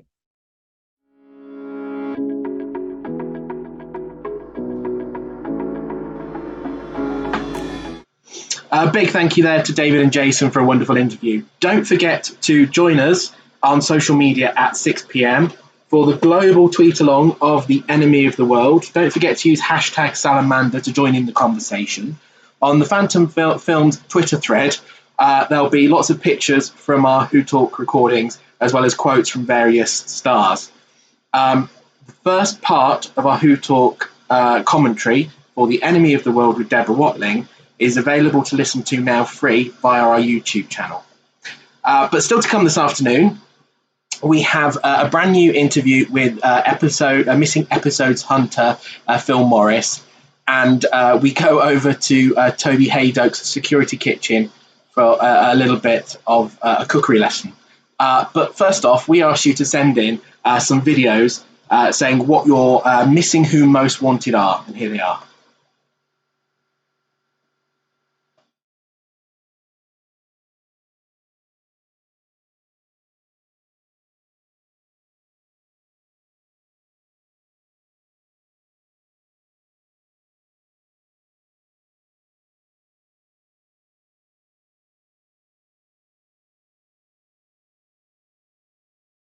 Hello, I'm Toby Hadoke. I am usually referred to as the Master Chef. Well, I will be once this is done. You may know me best from such DVD and Blu-ray documentaries as Why Is He Having Breakfast With Them? Why Doesn't He Just Ask Them About Doctor Who, for goodness sake? And, oh, I'm feeling quite sad about that person I'm not sure I'd actually heard of.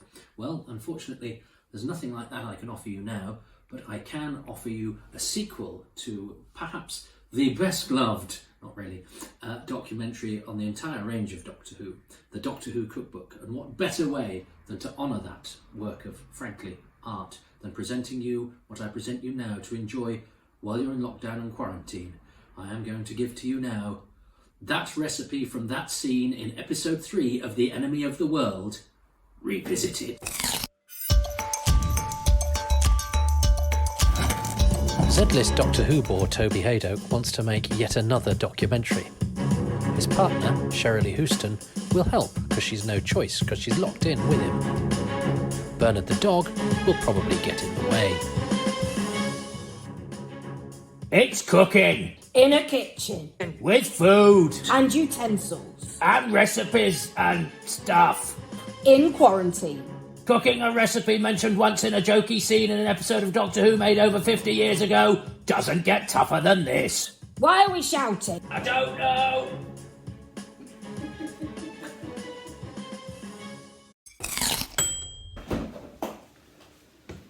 What is this? Kaiser pudding.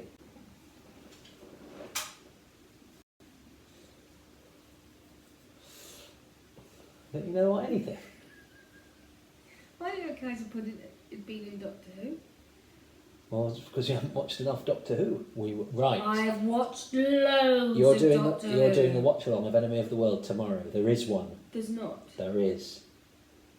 And 10 years ago, you wouldn't have been able to watch it. By dragging me into it. I've watched a lot of Doctor Who. We've all watched a lot of Doctor Who. She hasn't. She wouldn't know Bender Lips Warhead if she tripped over one.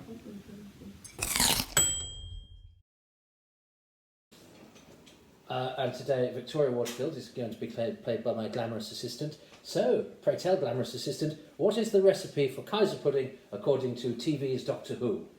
Lots of almonds. Check. Eggs. Check. In the chicken? Yes. Yes. Lemon peel. Check.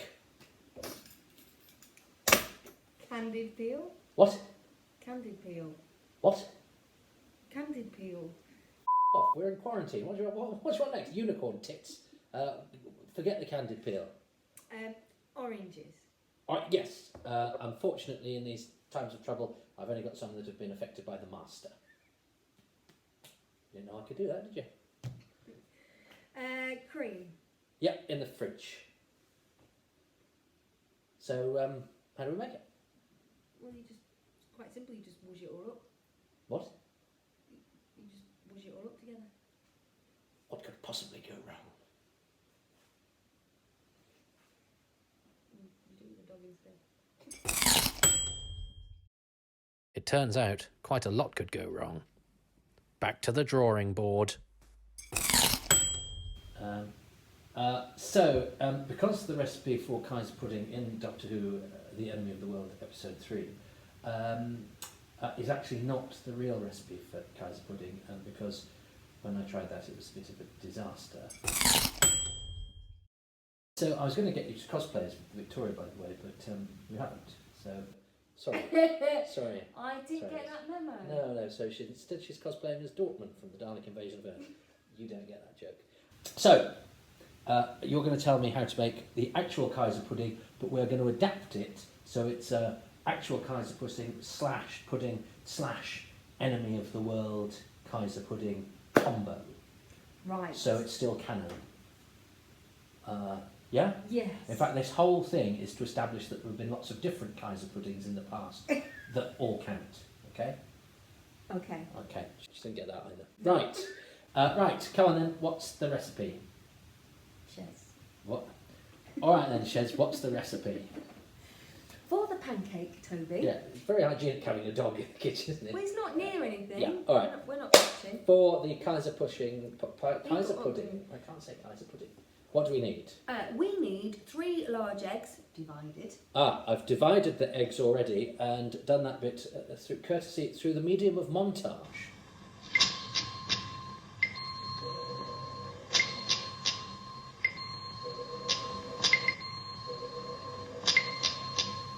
Um, 3 tablespoons of unsalted butter, melted. So I have to melt the butter.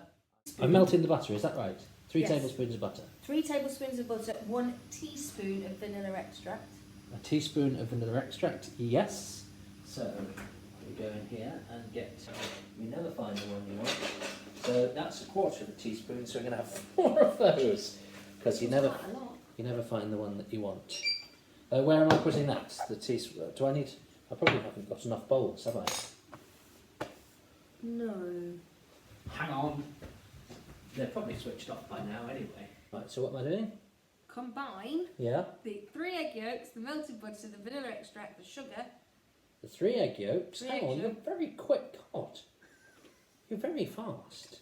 The Add 3 the egg yolks. Yeah. Now add the melted butter.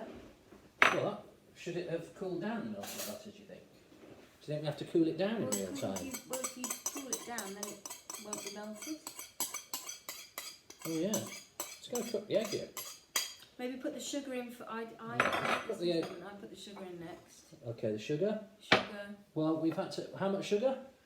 How much sugar is it? It is 2 tablespoons. 2 tablespoons. But unfortunately, because Shirley is a special flower, she cannot have normal sugar. So we have coconut sugar, and because we're in quarantine, and we're only getting to go to the local co-op, which is for some reason out of coconut sugar.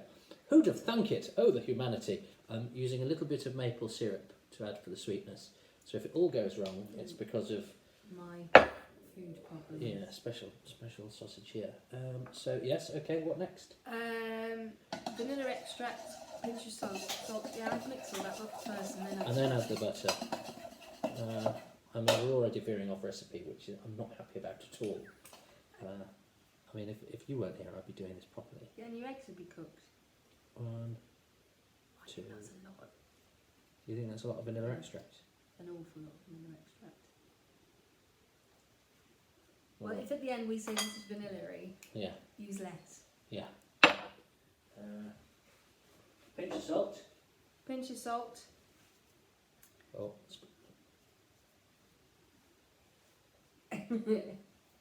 You know why that is, don't you? Just got it in dog's You know why that is? I know why you do that. Look. Well, it's to stop the devil coming. It's because actually the Fendal is that inspired the devil is thwarted by salt. That's where that comes from. That's a fact. Did they do that in Doctor Who?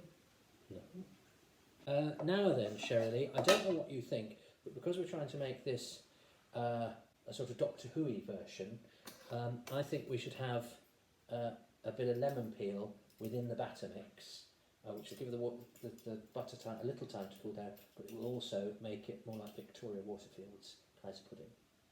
I think that's a brilliant idea, Toby.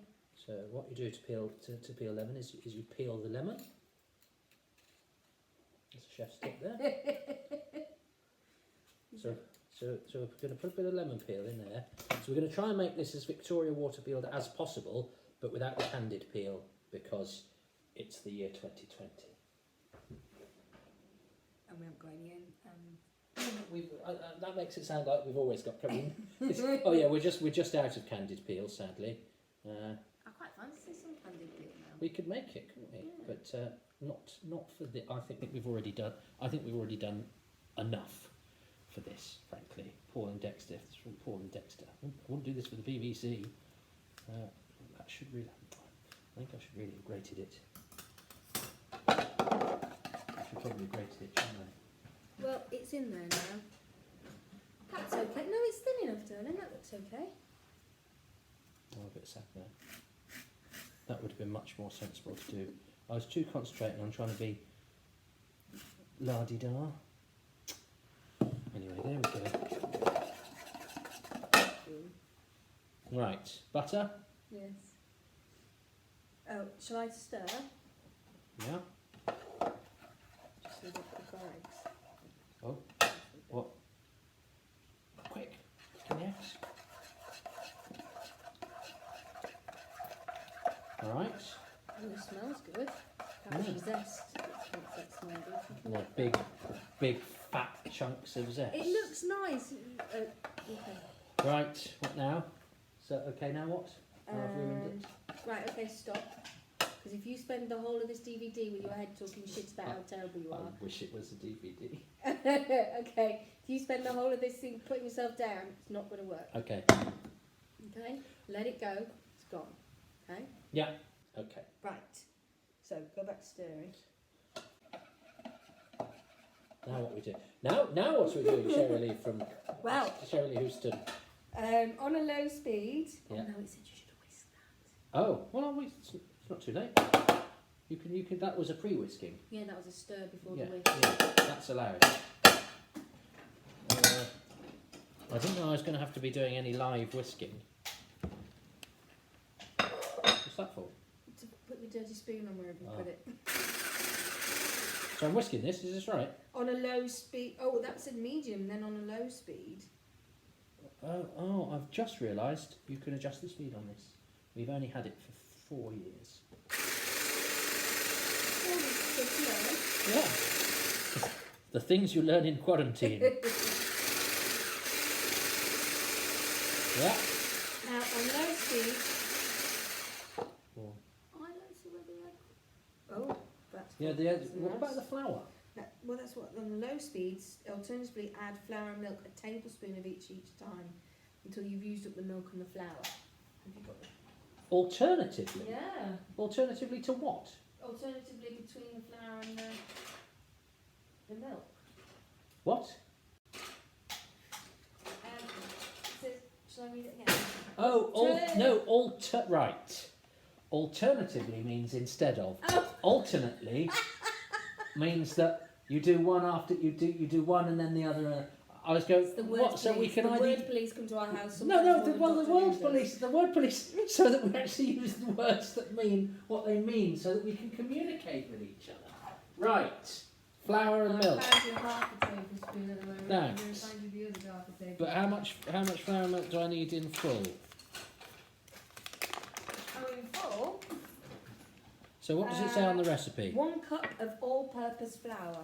Yeah, well, unfortunately, as well as needing to have coconut sugar, we have to have gluten-free flour for the Princess and the Pea here. So it's not all-purpose. The only purpose of this flour is to make bread taste less nice than it should. Yes? Can we just point out that it's not... It's actually about pain levels and things. It's not faddy. Because you're making it sound like it's faddy and it's not. It's a Makes it sad quite thing. poorly. It's a sad thing for disabled people. That'll do. Right, That'll there do. you See, you're learning. This isn't just frippery, you see. There's an educational aspect to this. Yeah, inflammatory diseases, sugar and gluten. Yeah. Yeah. I've got 2 half tablespoons, Right. but that's going to be a right old... What am I doing? Alternative. Yes, I'm alternating. Yeah. How much milk am I supposed to have? 1 cup of milk. Oh, so I'm going to have to put that in here. Okay. This, I expected this to be about a 2-minute video. This is taking forever. So I'm right. 1 spoon of flour, add, whisk. 1 spoon of milk, add, whisk. 1 spoon of flour, add, whisk. Really? Well, that's what It's going to take forever. On a low speed, alternately. Yeah. Add flour and milk, a tablespoon of each at a time. Okay. Until you've used up all the milk and flour. Do not overmix.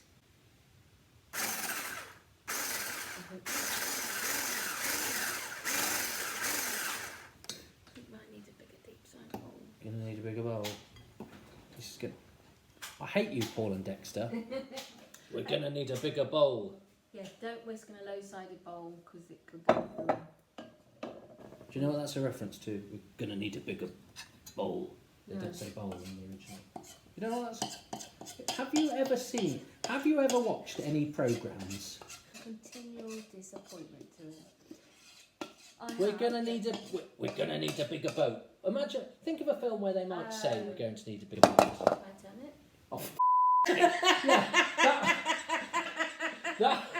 that was what they. That was the first thought when they hit the iceberg. They went, "Oh, I wish this boat was bigger." Jesus Christ! Is it any wonder I spend my time tracking down somebody who was in Doctor Who for 5 seconds? The 80. It's enough. Was that on purpose? That would have been quite a sophisticated joke if it was. It was on purpose. Because you know before they make stuff, don't they? Oh no! It's because before your lot were on telly opposite Doctor Who in the 80s and effectively destroyed Doctor Who. Thanks for that. I've never forgiven her. It was the 18 was on opposite Doctor Who and it also caused me great sadness. Because you couldn't watch the 18 at the same time? No, because everyone at school watched the 18 and not Doctor Who, and they thought I was an idiot because I watched Doctor Who. Huh? What? Somebody who... No, it wasn't belittling that. Right. It wasn't that. It was more the fact that... Mrs. Titanic. I thought it was funny. Yeah, but it was funny by accident.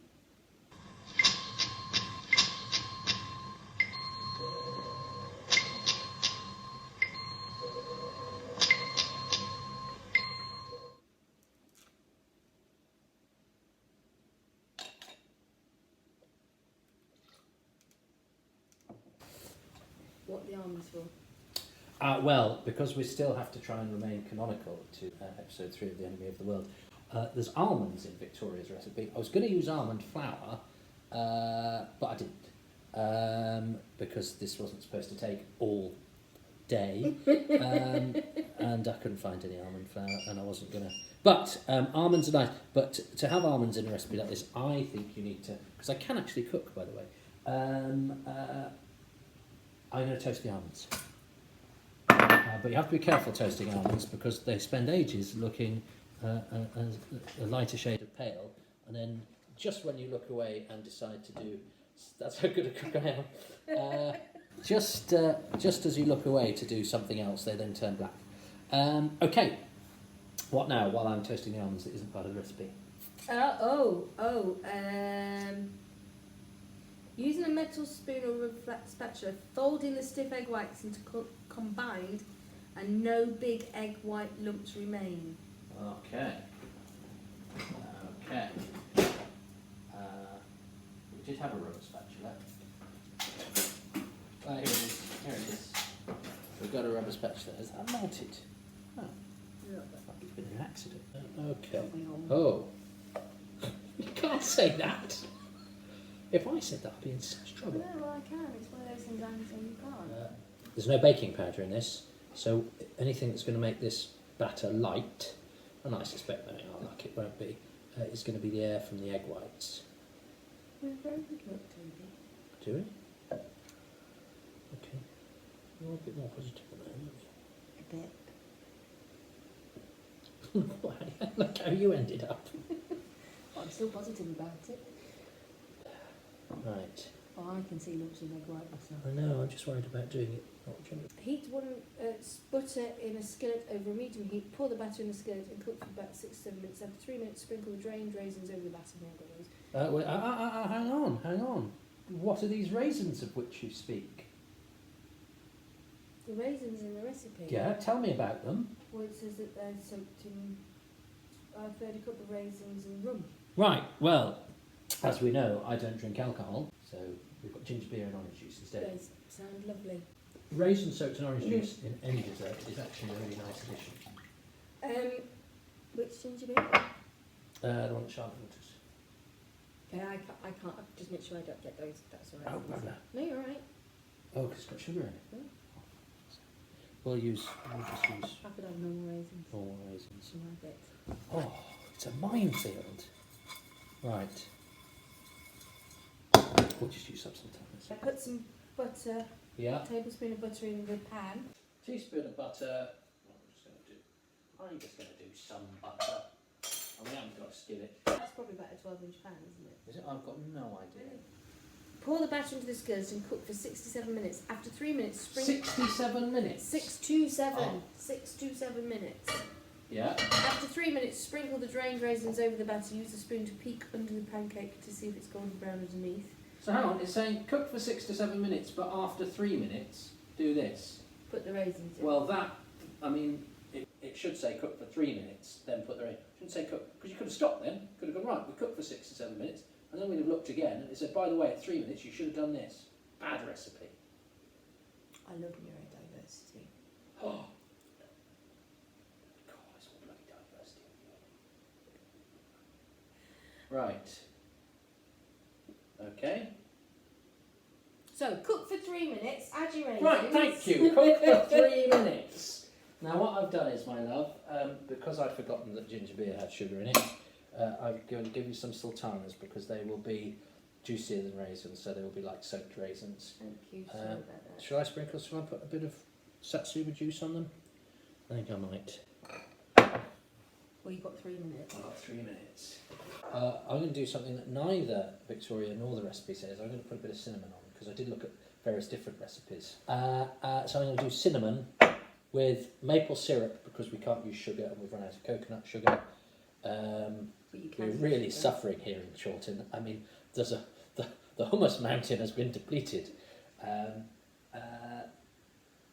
And the raisins, that's what we wanted, wasn't it? And the almonds, I'm going to do the almonds as well. You now peek under that, see if it's brown. If it is brown, chop it into quarters and then turn each quarter. Right. That probably needs a little bit more, but I might sprinkle the almonds in now so that they add a bit of flavour to the doodah.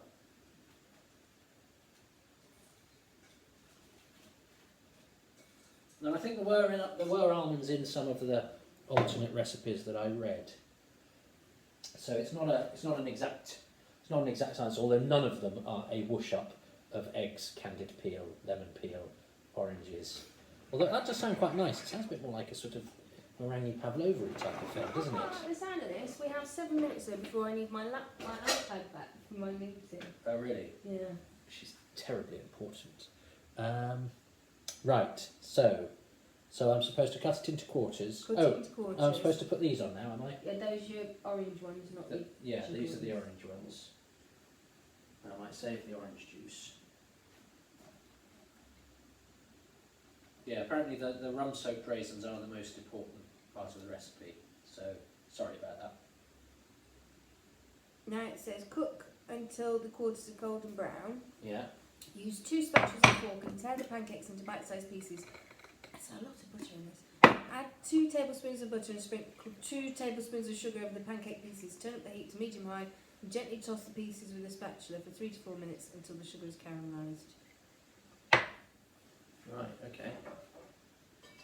Ah, right.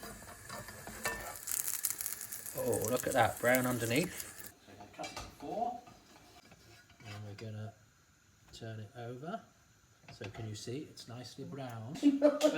Bernard, that's going to be hot, son. So at this juncture, now that we've turned it over, we should be sprinkling it with sugar. I even use brown sugar. And caramelising it so that it's a sort of unctuous kind of thing. But we haven't got any coconut sugar left because we're living in apocalyptic times. So I'm going to use maple syrup. Using 2 spatulas or forks, tear the pancake into bite-sized pieces. Right, I'll use whatever implements I like. And then add 2 tablespoons of butter. There's more butter. Yeah. He's using all of our apocalyptic butter. Yeah. In one go. Yeah. So, do we tear and then butter or butter? Tear and then butter. Right. Tear the pancake into bite-sized pieces, add 2 tablespoons, just add some butter, and sprinkle 2 tablespoons of sugar over the pancake pieces. Turn the heat up to medium-high and gently toss the pieces with a spatula for about 3 to 4 minutes until the sugar is caramelised. Do you know what I would do? What? I would take a little trick out of Victoria's book. Can you? Yeah. Because, of course, we are trying to maintain the Doctor Who essence of our Kaiser pudding. So, what I would do, just to add a little bit of sharpness, because I think the maple syrup's made it a bit sweet, add a little bit of sharpness. I'll sprinkle a bit of that on, and I would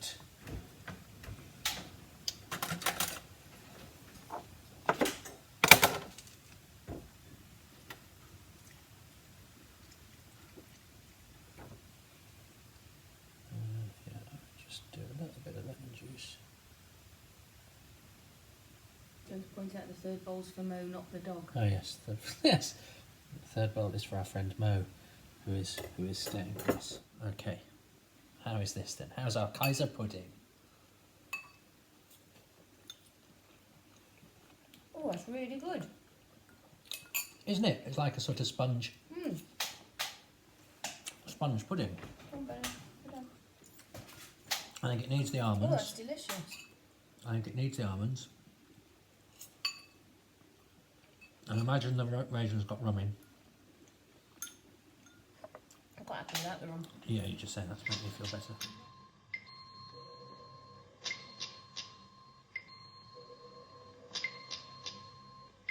So a reminder of the recipe. 1/3 cup of raisins soaked in rum, or, if you're really adventurous, ginger beer and orange juice, or, if you then realise you can't have ginger beer, just orange juice.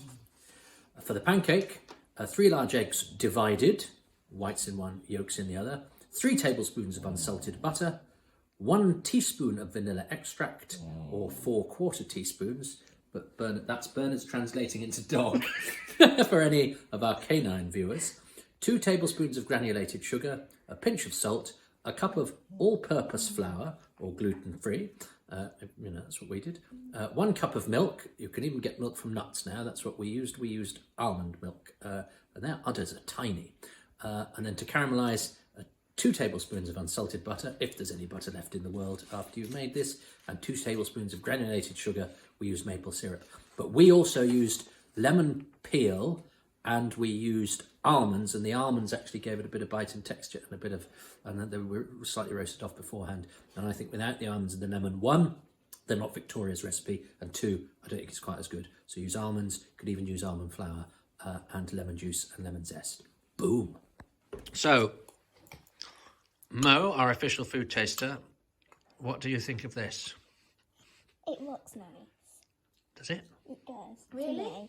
Yeah. I think it looks like a yak's just been sick in a bowl. As in, it looks nice and moist and like bake-wise, not presentation-wise. No. But other than that, it looks great.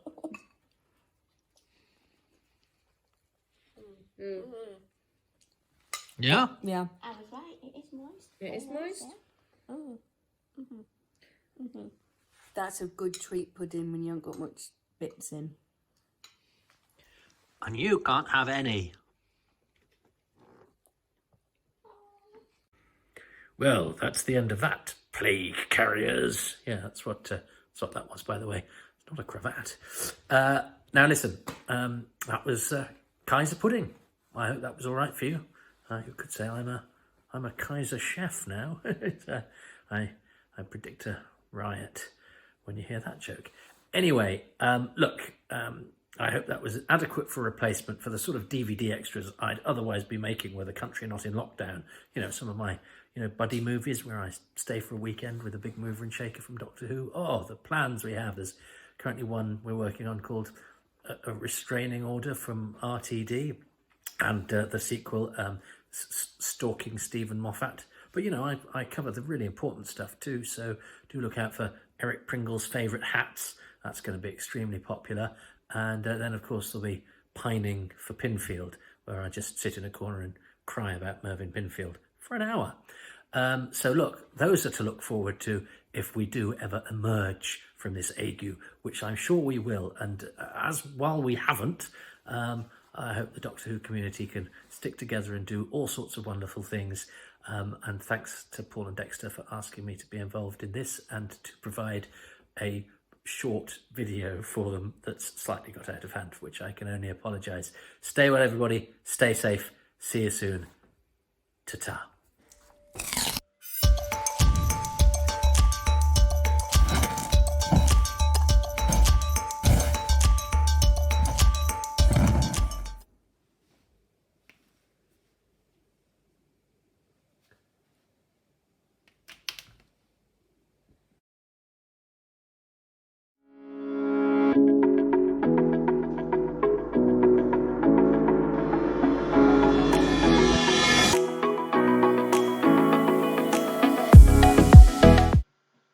Hello, you're watching Time Space Visualiser. My last link went a little bit Acorn Antiques, so we'll try it again. We're now going to go and watch your Vox Pops from this week. We asked what your missing most wanted was.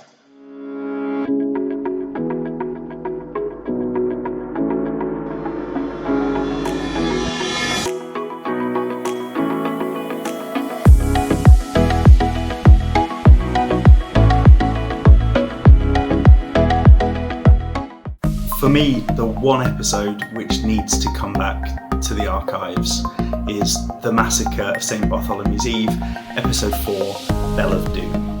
And there are many reasons for this. Primarily, I want to see Andre Morel's performance as Marshal Tavan when he discusses the horrors that they're about to unleash, which I can only imagine. From the voice, we get an impression of how good it is, but I can only imagine how wonderful visually that must be. Jamie! My giddy aunt, what have you been eating? Self-isolation isn't much fun, even in the TARDIS. Oh, hello. Now, would you like to hear what my favourite adventure is? For me, it's Evil of the Daleks. If only we had known who swiped from the Matrix, then I would be a very happy doctor. The main story that I would love to see return is Power of the Daleks. I mean, it's the first post-regeneration story. You've got Daleks being really cunning. I just need more Ben and Polly in my life as well, because there's just basically nothing that exists of them. And to have something like that in a story that's so well written and very creepy as well would be fantastic to see. And I just need more Patrick Troughton, because I love him so much. The missing Doctor Who story I would really like to see returned would probably be Marco Polo, just because I think seeing one of the original stories returned so that we could watch the whole original series would be amazing. This is Chris Kane from Ventnor on the Isle of Wight, and I would love to see Evil of the Daleks reconstructed. It would be awesome to see that story once again, and I've got vague memories of watching it originally with the 3 Daleks and the Doctor playing trains.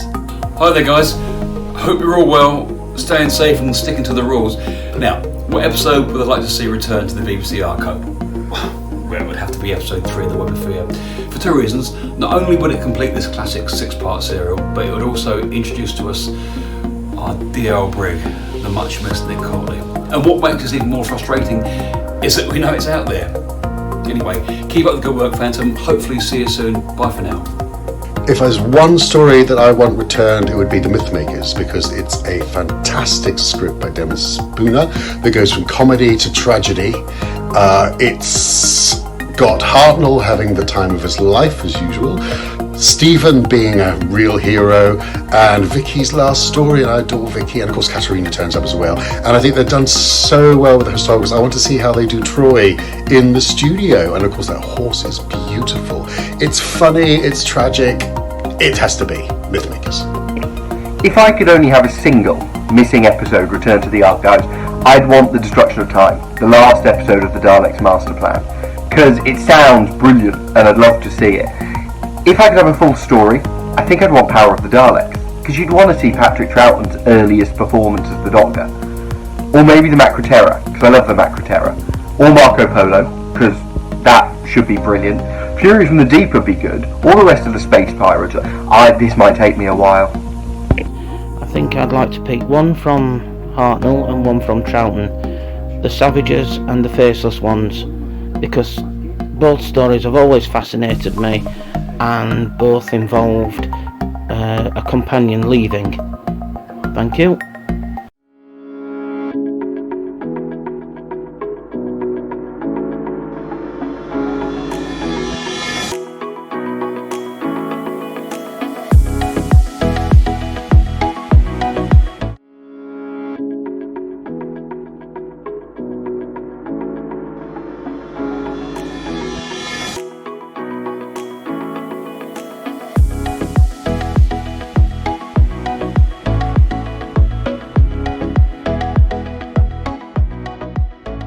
Our Time Space Visualiser event, and this week's subject is the missing episodes. 253 episodes of Doctor Who were recorded between 1963 and 1969, and up until a few years back, 106 of those episodes were still missing from the BBC archives. In a miraculous find, my next guest brought home 9 unique and brand new old Doctor Who episodes for us in the form of The Web of Fear and The Enemy of the World. And it's my pleasure to introduce the Indiana Jones of Doctor Who missing episodes himself, Phil Morris. How are you, Phil? Hi, Jason. How are you? I'm very well. How are you, sir? Strange times. They are indeed strange times. Hopefully for the next half an hour, we can take everybody's mind off it for a little bit. Absolutely. That's what we're here for. Absolutely. So we're here, we're celebrating, we're celebrating Enemy of the World a little bit later on with your tweet-a-thon. But I want to delve into the history a little bit of missing episodes. And my first question for you, Phil, is what piqued your interest? What got you interested in looking for lost or missing TV episodes of anything, really, Doctor Who or whatever it was you were finding? Well, strangely enough, the thing that attracted me first was actually comedy. It was Not Only But Also, which was it's a lovely comedy with Peter Cook and Dudley Moore from the 1960s, that magical era we all love. And I just found out there were episodes missing, and I have one of those kind of inquisitive minds, and I thought, well, I'd like to know more. So kind of looked into that and found, it wasn't just obviously Not Only But Also, but it covered programs like Doctor Who, Dixon of Dock Green, Z-Cars. There were many programs that were, periodically wiped by the BBC for reuse of their videotapes back in the day. And what made you do something more than anybody else had done? So obviously, lots of people had gone out there, looked for missing episodes in the past of all sorts of TV, but in particular Doctor Who. What made you do the next best thing, i.e. the not just phoning up the studio, the sort of foreign TV companies? What made you actually get up and go and start hunting, if you like? Well, that's a really interesting point. It's I call this my Paul McCartney moment, and that's basically what I had. You're always kicking an idea around in your head, and you're thinking to yourself, I wonder if there are still programs out there, the national heritage, really, and they should be at the BBC for obviously us and future generations to enjoy. And when you just go into sleep at night, just before you're about to drop off, this little voice in your head goes, well, why don't you do it? And you kind of think, who was that? And it was one of those moments. And, I thought, well, can I, could I, is it worth a try? You throw all those kind of questions about whatever you're going to do. And I thought, you know what, let's go and do this. And I did. The rest is kind of history. And what? So you obviously you visited many countries in the search for lost episodes. Yeah. How many countries would you say you've searched over the years? Oh, probably more than 50 countries, something like that in total. It's people always think, obviously people that are probably really interested in Doctor Who, they say, okay, it was sold to this station in this country, so all you have to do is go to that country and and ask the people, have you got this program? But it's a really complicated situation when you are searching overseas, for the simple reason that the staff that were there all those years ago have long gone, probably been replaced 2 or 3 times. Some of the stations have actually relocated, and the storerooms that they have are completely uncatalogued, and so they should be. Why would they be interested in old foreign broadcast material when they have their own material and a business to run from day to day? And it's only when a certain Phil Morris turns up that he says, well, I can catalogue that for you, and that was kind of the way we operated in the early days, and supplying those stations with some of the old anachronistic equipment that we used to send out. And it kind of blossomed from there, really, and it's been a labour of love ever since. So it wasn't a Doctor Who find initially, but Sky at Night and some of the Morecambe and Wises, if I'm correct? The initial find, the very first find that I had was a 1963 Sky at Night, which was a really special programme for the late Sir Patrick Moore, which was, it was basically, it was him with Arthur C. Clarke, who was a really close friend of his. And when he got that episode back, I cannot tell you how absolutely delighted he was. It was like, you wouldn't be able to think or believe that somebody like Patrick Moore, and he was probably in his late 80s then, that he could be surprised, and he absolutely was. He felt, he said his actual words were, if there's one episode of the program that could have been saved, that's it. And that to me was wow. Especially because it was his friend, it was his school friend, Arthur C. Clarke, and to do that for somebody, you can't monetize those kind of things. And neither should you. And I can just tell you a quick story on that. He did an absolutely wonderful thing for me. My cousin, Hilary, she had breast cancer. And sadly, she was terminal. And I think Patrick at the time, he couldn't sign his signature any longer because obviously I think arthritis or something like that. So he used to stamp his books. So he sent her one of these stamped books, and she was absolutely delighted. But he went further, and being such a kind man that he is, what he actually did, he recorded a very, very special edition of the Sky at Night just for her. And I can tell you, I remember taking the call, and those screams resonate in my ears to this day. It was absolutely a magical experience. And, it's when somebody's suffering with, as many people do, of course, with terminal illness, and you can just make that one day a lot brighter, really, for a lot of people, then it's just magic, really, isn't it? It's just magical. There is a sense of magic about it, and something that you were able to do just brought a smile or whatever that was, but the screams, by the sounds of it, said it all for you. Yeah, absolutely. I mean, can I just say it's the same with Doctor Who? I mean, I did actually, there was a homeless guy I met when I was in London when I was travelling down to the XL, and he had actually, through where he was living, he had actually bought The Web of Fear, because he said to me, I grew up with this programme.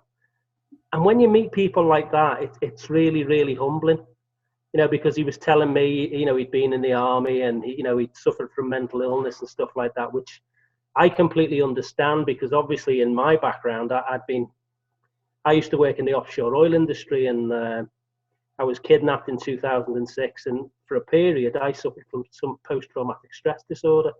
And so I had a good feel of that, so I knew exactly where he was coming from. But it's a very, very humbling experience. Something I love to share, because I mean, it's all about people, really, isn't it? That's what life's about, really. Everything else, it's not important. It comes and goes, but people are important. They are indeed, and there's no doubt at all that what you brought home in the form of Web of Fear and The Enemy of the World has brought a great deal of enjoyment to a great deal of Doctor Who fans right across the world. There's no doubt about that. Where did the lead come from for? So presumably you picked up a hint that there might be some episodes here, there might be some episodes there. What led you to those film recordings?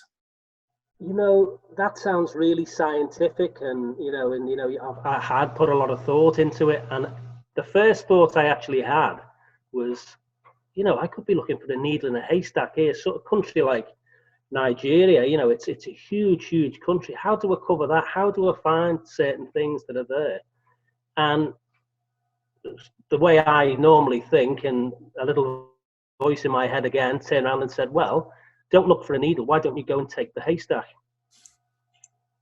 Which is my thinking all along anyway. It's kind of thing, I'll get everything, and then, which is what we actually did in the end. It's we make no bones about that. We had an arrangement with the Nigerian Television Authority, and all those old programs that they had, we were allowed to take, and we did. So it was, we just basically, Jason, what we did, we went from, we were working with some absolutely wonderful, wonderful people. My team, the people that I work with, and also the people at the NTA they were so helpful, and, wonderful, wonderful people. And to be honest, I still have great friends there to this day, absolutely great friends and colleagues there. And they were just so helpful. Where did the search start? So you were in Nigeria. Was there any particular stations you were singling out at that time? Not really, because there's quite a simple reason for that in Nigeria, and that is they had an internal bicycle system. So basically, because they were trying to keep all of their stations kind of with programming to show all the time, programs would move from station to station as things were available, just so basically everybody had kind of something to watch. So basically anything could be anywhere. You could be looking at a sales document from the BBC. It didn't mean anything. It didn't mean anything at that point, for the simple reason that everything moved around so much. But at the point we came into that televisual system, that system had broken down. They were no longer showing, film. They were no longer showing videotape. Everything, was moving more towards the digital formats and platforms at that point. And it was kind of, we found, as we visited every single station within Nigeria, that's where we began to discover things. I think the first city we visited there was the capital. It was Abuja, because I remember quite distinctly we visited a sports stadium, where it was their sports archive, which was just full of basically some tapes and stuff like that. Very interesting experience. We had a great tour there. Also a very nice lunch, courtesy of the head of the NTA at the time, who's still a good friend of mine. He does always provide such a marvelous lunch. A few bottles of wine went down that day. It was marvelous. But as I say, it was we visit. I'm quite an inquisitive person. And I always, what's in that cupboard? Can we check in there? What's that building there? So everything was kind of checked quite methodically at the time. So there's no way we were going to leave anything behind. Absolutely not. No. And the road eventually led to JOSH, if I recall correctly. And to be honest with you, the road at first, before we visited JOSH, was a station called Kaduna, which was, we did have, information that the programs were at that station, as long, with also many, many other programs. That's the famous story people have probably heard. I'll probably tell you again, where I was in a prop store, and there was a lot of old props and carpets and things, and I jumped up on a kind of a large shelf and pulled some carpets back, and lo and behold, there was another episode of The Sky at Night, and also some episodes of Mogul, I think it was at the time. So, it was handy I pulled that carpet back, but that just gives you an idea of my inquisitive kind of nature, to look through stuff and see what's there while we're there, see what we can bring back. I remember seeing the photo that you published of all 12 of the film cans there. So you obviously you found them at that point. What was your feeling when you found those cans? Well, basically Josh was at that time. It was a very small station, and we went into the film store there, where there was a lot of Dexian sort of racking, with a lot of little pieces of masking tape saying things like "The World About Us" or "Softly, Softly" or something like that, or then it would be a cartoon, Hanna-Barbera, or something else.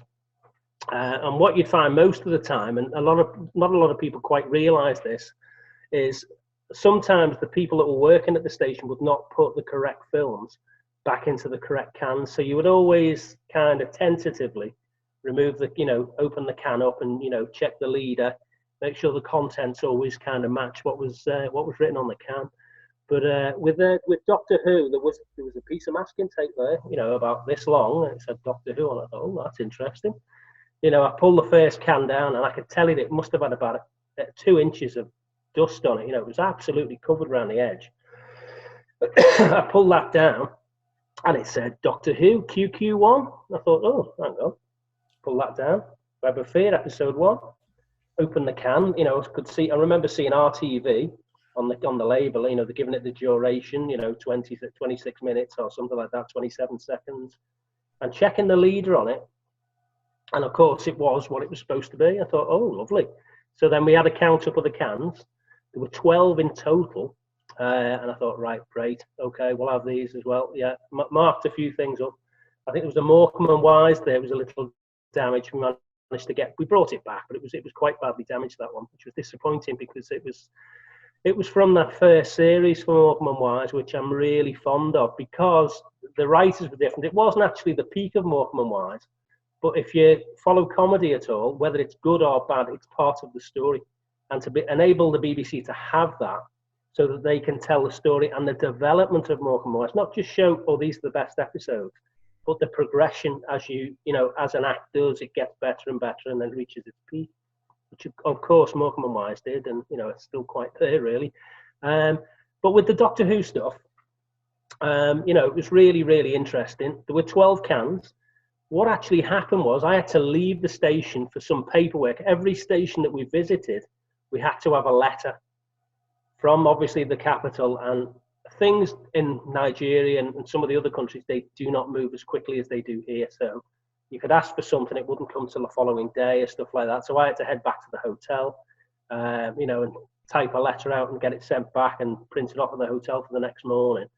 Now what happened was, there were 12 cans. The head of the I think the news director at the station removed 2 of the cans, or one of the cans. It might have been one of the cans and another can. Now, I don't know why he did this. Basically, we asked him about it, and he goes, "Oh, I'll put them back later on." I thought, well, why did you take them in the first place? I didn't think anything of it at the time. I thought, okay, because everything was being transported to the capital for us, because we were going to take everything from one central place. So the logistics of things were being organised by the NTA, which basically at their stations, you have to follow their rules and regulations, shall we say. They're quite like the BBC in some ways, that everything, or quite like the BBC was probably in the 60s and the 70s. It's quite a rigid system to work in, but very, very nice people if you follow the guidelines quite carefully. So I was quite, when I found out the episode hadn't been returned, I was quite bemused at this and really did chase it up. And I did get to speak to this guy at the station, and I said, well, we don't have those films. Where did you put those films? It's an important film. We need it, coming back. And This next line really stunned me. He said, "I don't know anything about missing episodes." And as soon as he said that, and because you've got to understand, I mean, one of my guys said to me, "Doctor Who, what's that? Is it like a medical program? What's that?" They really don't know, because obviously these things are not being broadcast since since the crack of doom, really. So as I say, it was as soon as he mentioned that to me, I thought, we've been infiltrated slightly here. Somebody's obviously got word of something, and but we do have an idea where that episode is. We hope that the person who has it will return it for the fans, so the Web of Fear can be completed, and we can see the Brigadier's first appearance in the programme. We all want that to happen. I know you've absolutely. I know you've had to tread fairly carefully with this, I'm sure, in sort of trying to locate it. But do you genuinely believe that will come to light at some point, Phil? Yes. Oh yes, absolutely. I sincerely believe that every missing episode eventually has to find its way back to the BBC. Of course it does. Of course it does. Yeah, absolutely. How damaging ultimately was the whole Omni rumour that grew up around the sort of search that you were undertaking? How damaging was that for you? It's only damaging, I think, when you engage with it. I've always said that, wishing things into existence, it doesn't do anything. Doing the hard work, going out there and doing the due diligence of how things actually work, and follow every single little piece of information, always in the end will provide results. Always. But, any Doctor Who's always been like that. It's not a new thing to, when I've come into it, I used to read the rumours as much as everybody else. And I always say, believe it when you see it. Someone can say, "Oh, Phil Morris has got this. Have you seen it?" And, well, no, I haven't. Well, he hasn't got it. It's as simple as that. If I've got something that the one thing I always think with Doctor Who, and I'm really quite adamant about this, and that's I like surprises. I was one of those people that bought the Tomb of the Cybermen when that came out, and in the world of Doctor Who, I think too much is known. The fans are great, but there are a degree of the fans that are absolutely, they live and breathe it and can't walk away and have a cup of tea or whatever, which is a bit sad. But I understand the passion. I really do. I get the passion. I'm a huge fan of the early Doctor Who stuff, the classic series. I think it's wonderful. When you consider the budgets and stuff like that they made, literally cracking television on, it's totally amazing, and of course cannot be replicated now. It cannot be replicated. They are what they are. Do you think the rumours actually drove collectors to sort of push the episodes down and not let other things come to light? Well, with regards to collectors, I have a lot of friends who are collectors, and I will tell you quite straight away now that at least 6 missing episodes exist, to my knowledge, in the hands of private collectors. I won't name them. I've said to them, your best thing, why don't you get it back to the BBC? And they're not very certain of how they'd be treated. And the one thing they always say to me is, well, you've returned lots of episodes, and look how you've been treated. And my answer to that is always, that's a minority of people. That's not the majority. I tell you now, I've met the majority of Doctor Who fans. They are the most articulate, wonderful, loving, creative people you could ever meet, and they're in all walks of life. They really are wonderful, wonderful people. And I'm really, I've been lucky enough to meet, many of them in person. Very creative people. So with private collectors, you have to look into the history of missing Doctor Who episodes. It was very early on. There were, I won't name names, but there were certain people in fandom who they would vilify people. People like Pamela Nash, who worked for BBC Enterprises. Now, Pamela Nash was vilified. She destroyed all the Doctor Who episodes. Well, she didn't. She did her job, which was, once the rights had expired on whatever program, it was her job to protect the BBC's copyright, which is quite correct. It was up to somebody else at the BBC to say, hang on a minute, can we just have the negatives of anything you struck for an overseas sale back to the archive? We don't want prints, just the negatives, which were eventually junked. That's all that needed to happen. That wasn't Pamela Nash's fault. That was a breakdown of communication within management of the BBC, because that's, if you actually just keep the negatives of any program, you don't need to keep the prints. And, you know, a new print can be struck from a negative. It's the best, you know, it's the best basis for creating, you know, a new print that you've got. So there were mistakes made, but, you know, we can all look back and, you know, I have a well-known saying, which, you know, people who work for me always say, and that's general hindsight never won a war. We can only go forward. We cannot go back. We can learn from the past, and that's all we can do. A very true word, Phil. Rumours persist, I think, that there are still episodes potentially in Australia. Do you have any information that backs this up? I believe there are probably some episodes in Australia in private collectors' hands. And the best thing to do is not create a fuss around that. Let it work its way out, is my best advice. There are some wonderful people who I've met who are looking for episodes, who live and work in Australia. And if anything comes to light, I think, you know, everyone else will get to see it. You know, it's as simple as that. You know, I'm certainly not done on the Doctor Who front yet. I've been awfully busy. I know people think, well, it's been so many years, but I have to tell everyone at home here that also, as well as having this thing behind me, I've got a life as well with a wife and young children that, you know, that they do take a lot of time. But I do devote a lot of my time. I am passionate about it. I want to see things back in the archive. I want them out there for the fans. But at the same time, I want them to be a surprise. Phil, what would be your most desired story for you to go out and find and bring back for the fans? I think the fans would like to see some things resolved. I think that they would first of all like to see the 10th Planet Part 4, because in a historical sense that completes, you know, William Hartnell's run.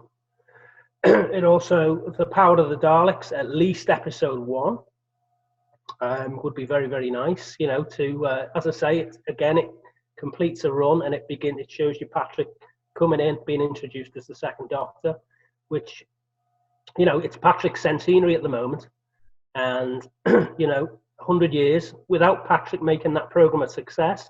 And a lot of people forget about this. There would be no more Doctor Who. How revolutionary that was, what that actor did and that production team, by stepping in and basically being an imposter for 6 weeks and winning that audience over and keeping that going, was quite a remarkable feat. Absolutely remarkable. Any lesser actor couldn't have done that. What a marvellous piece of casting that was. Absolutely marvellous.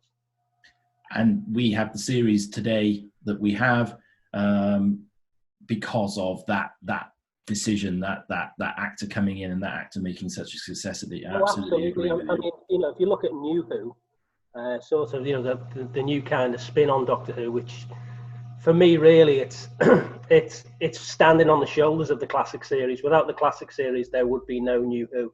The history's all in the previous, you know, the previous classic show, without a doubt. What next for Phil Morris? What next? Well, first of all, I think we need to deal with this virus situation, which seems like I'm stuck in the middle of a Doctor Who episode as we speak. So once that's cleared up, I'll be back on my travels. Not in this thing behind me, of course. I'll be taking the normal route on the aeroplane. I think it's a lot safer, and this thing's not that reliable anyway. It never get me where I want to go. Absolutely not. Well, I've got to say, Web of Fear is absolutely in my top 3 stories, and it's because of the work that you've undertaken, Phil, that I've been able to sit and watch what is for me one of the, well, it's one of the best Target novels, but it's actually one of the best Doctor Who serials.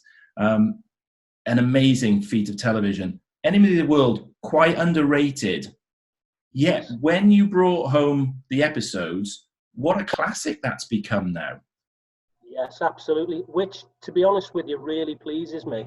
I mean, if we talk about Web of Fear first, episode 4, that is, you know, it's just Douglas Camfield, the direction that he gives there, it's just an action-packed piece, you know, and when you consider such a creative director and what he did there, fantastic episode. Wonderful. But as Jason, as for Enemy of the World, now I do know that was David Whittaker. He was really pleased with that story. He was never pleased with Power of the Daleks. Excuse me. He was never pleased with Power of the Daleks, but he was really pleased with Evil of the Daleks. And his favourite story, twinned with Enemy of the World, was, of course, The Crusade. So they were his two favourite scripts that he ever submitted for the programme. And, you know, I was delighted to get it back, but also to get it reappraised. You know, to just have that one episode with just, you know, a caravan and a couple of corridors was awful. But when you get, you know, the feel of it and the performance from Patrick playing those two dual roles, obviously the Doctor himself and then Salamander as well, you know, it's a tour de force. It's absolutely a wonderful piece. Wonderful. It's almost like a mini movie. You've got all the sort of bits with the underground caverns and the lift down to the underground caverns and Patrick playing Salamander. It's just stuff of proper, almost James Bond-esque, isn't it? It is Doctor Who's James Bond, without a shadow of a doubt. It's Doctor Who does basically From Russia with Love, really. I think it's something like that. You know, but it's a wonderful piece, beautifully written by a really, you know, David Whittaker was there at the beginning. You know, he's a foundation stone of Doctor Who, and it's a pleasure for me to put that story back in the place of the fans. And I'm quite sure that David Whittaker's watching us from up above, and you know, he's got a little smile on his face that, you know, it's been reappraised, and you know, it's bigger now than it ever was. Really wonderful piece, wonderful. I certainly hope he has. We get to watch Enemy of the World as part of the Time Space Visualiser tweet along later today. We're really looking forward to that. Phil, it's been an absolute pleasure to talk to you today. Time's run out on us now. Always a pleasure to hear the insights and some of the behind the scenes in what you've done. Bring us home some more at some point in the future. We really would love it. Jason, anything is possible. Anything is possible, believe me. Anything is possible. I'd be delighted. Phil, thanks very much for your time today. Thanks, Jason. Thank you.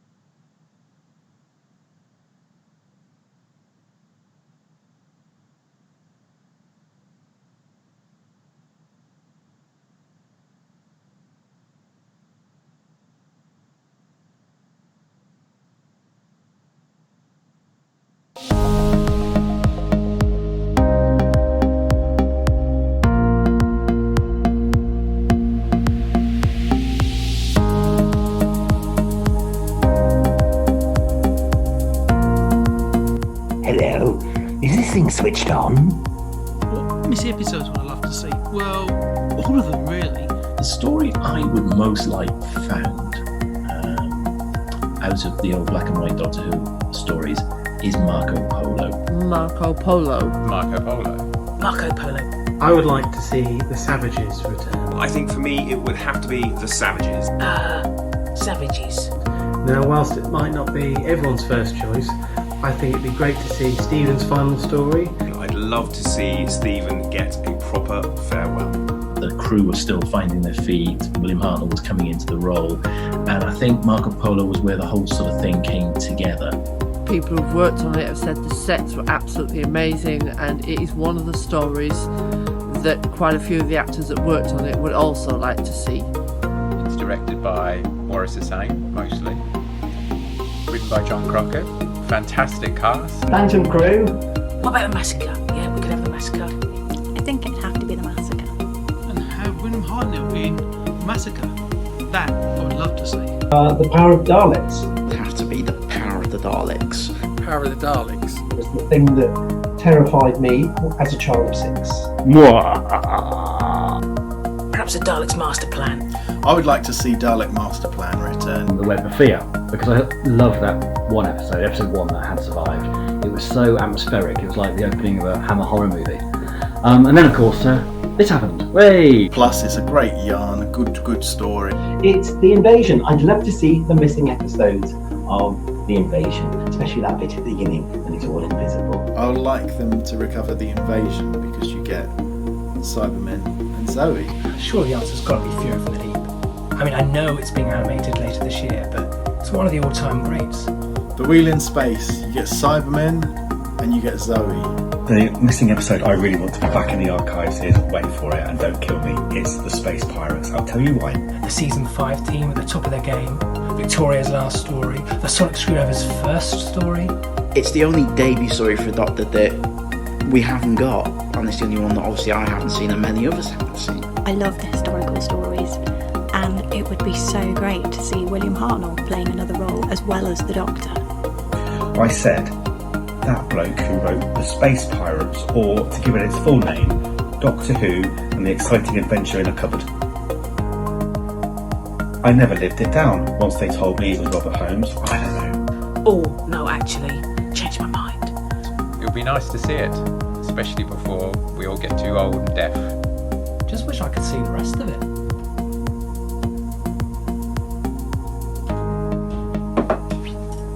My arm's getting tired. I am your servant. I am your servant. How do I switch this off?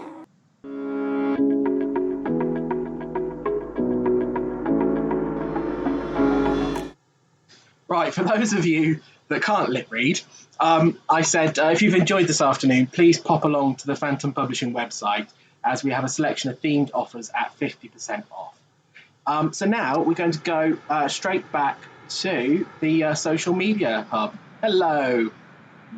Hi there again, Dex. So what feedback have we had this afternoon? Okay, so it has been really, really busy all afternoon. Okay, so we had a message from William Joyce, thoroughly enjoying the content. I know he was quite enjoying the last interview with Phil there as well. Keep up the good work, all. And we're really glad you're enjoying it.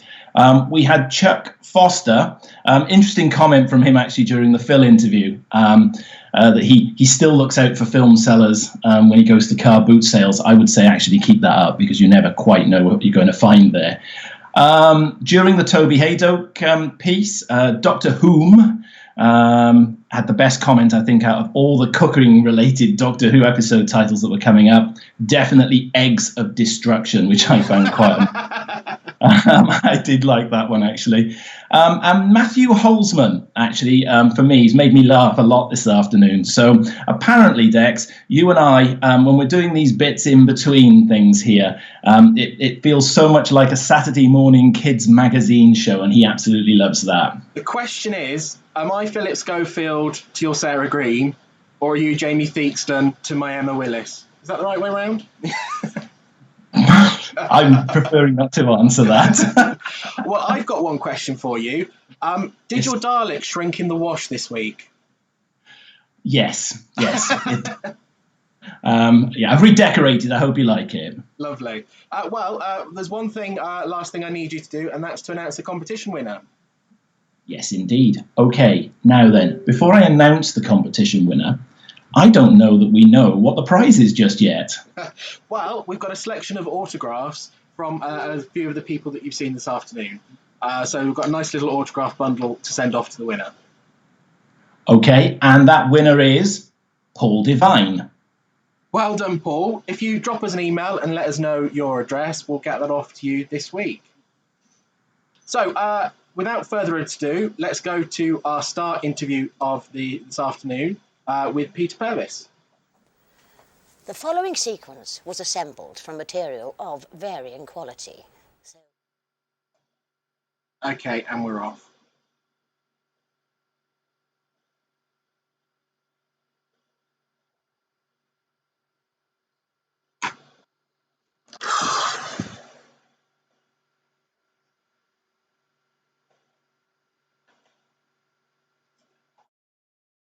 Thank you one and all for sticking with us here on Time Space Visualiser. It's now my great pleasure to speak to an actor whose stories are very disproportionately affected by the missing episode saga. So please give your virtual round of applause at home for Mr. Peter Purves. Peter, hello. Hi, what a wonderful round of applause. I'm very appreciative of that. Thank you very much. I thought you might like that. You also got quite a large round of applause last week for doing that wonderful story for us. I thoroughly enjoyed that. I mean, it's only a short piece written by Gary Hopkins, and it was really very good indeed. I mean, I'm not saying my performance was. I just liked the story. When I first got it, I sort of read it through. I thought, oh wow, this is spot on. I mean, it could be Stephen. I think it sort of fits pretty well what I know about him. I don't know if he was married before he went off, so where the panda came from, I don't know. But it could have come from a wife as a departing gift. But it was a good story, and I enjoyed it, and I enjoyed performing it. Good. Was it? Did it feel a bit more space and breadth for the character in terms of? I mean, have you found that with Big Finish anyway that you get more to do? Well, yes, and I mean, according to Simon Guerrier, at least on the trilogy he wrote, which took Stephen on for 3 sessions after War to End All Wars and The Secret Room, or I can't remember the titles of all of them now. And he, I think, yes. So Stephen definitely was married, got married at that time, and because he had children, because his daughter eventually became president or ruler of the planet that I relinquished the rule of. I mean, it was all fascinating stuff. I loved it. So Gary, I think, hit that right on the nail. That was spot on.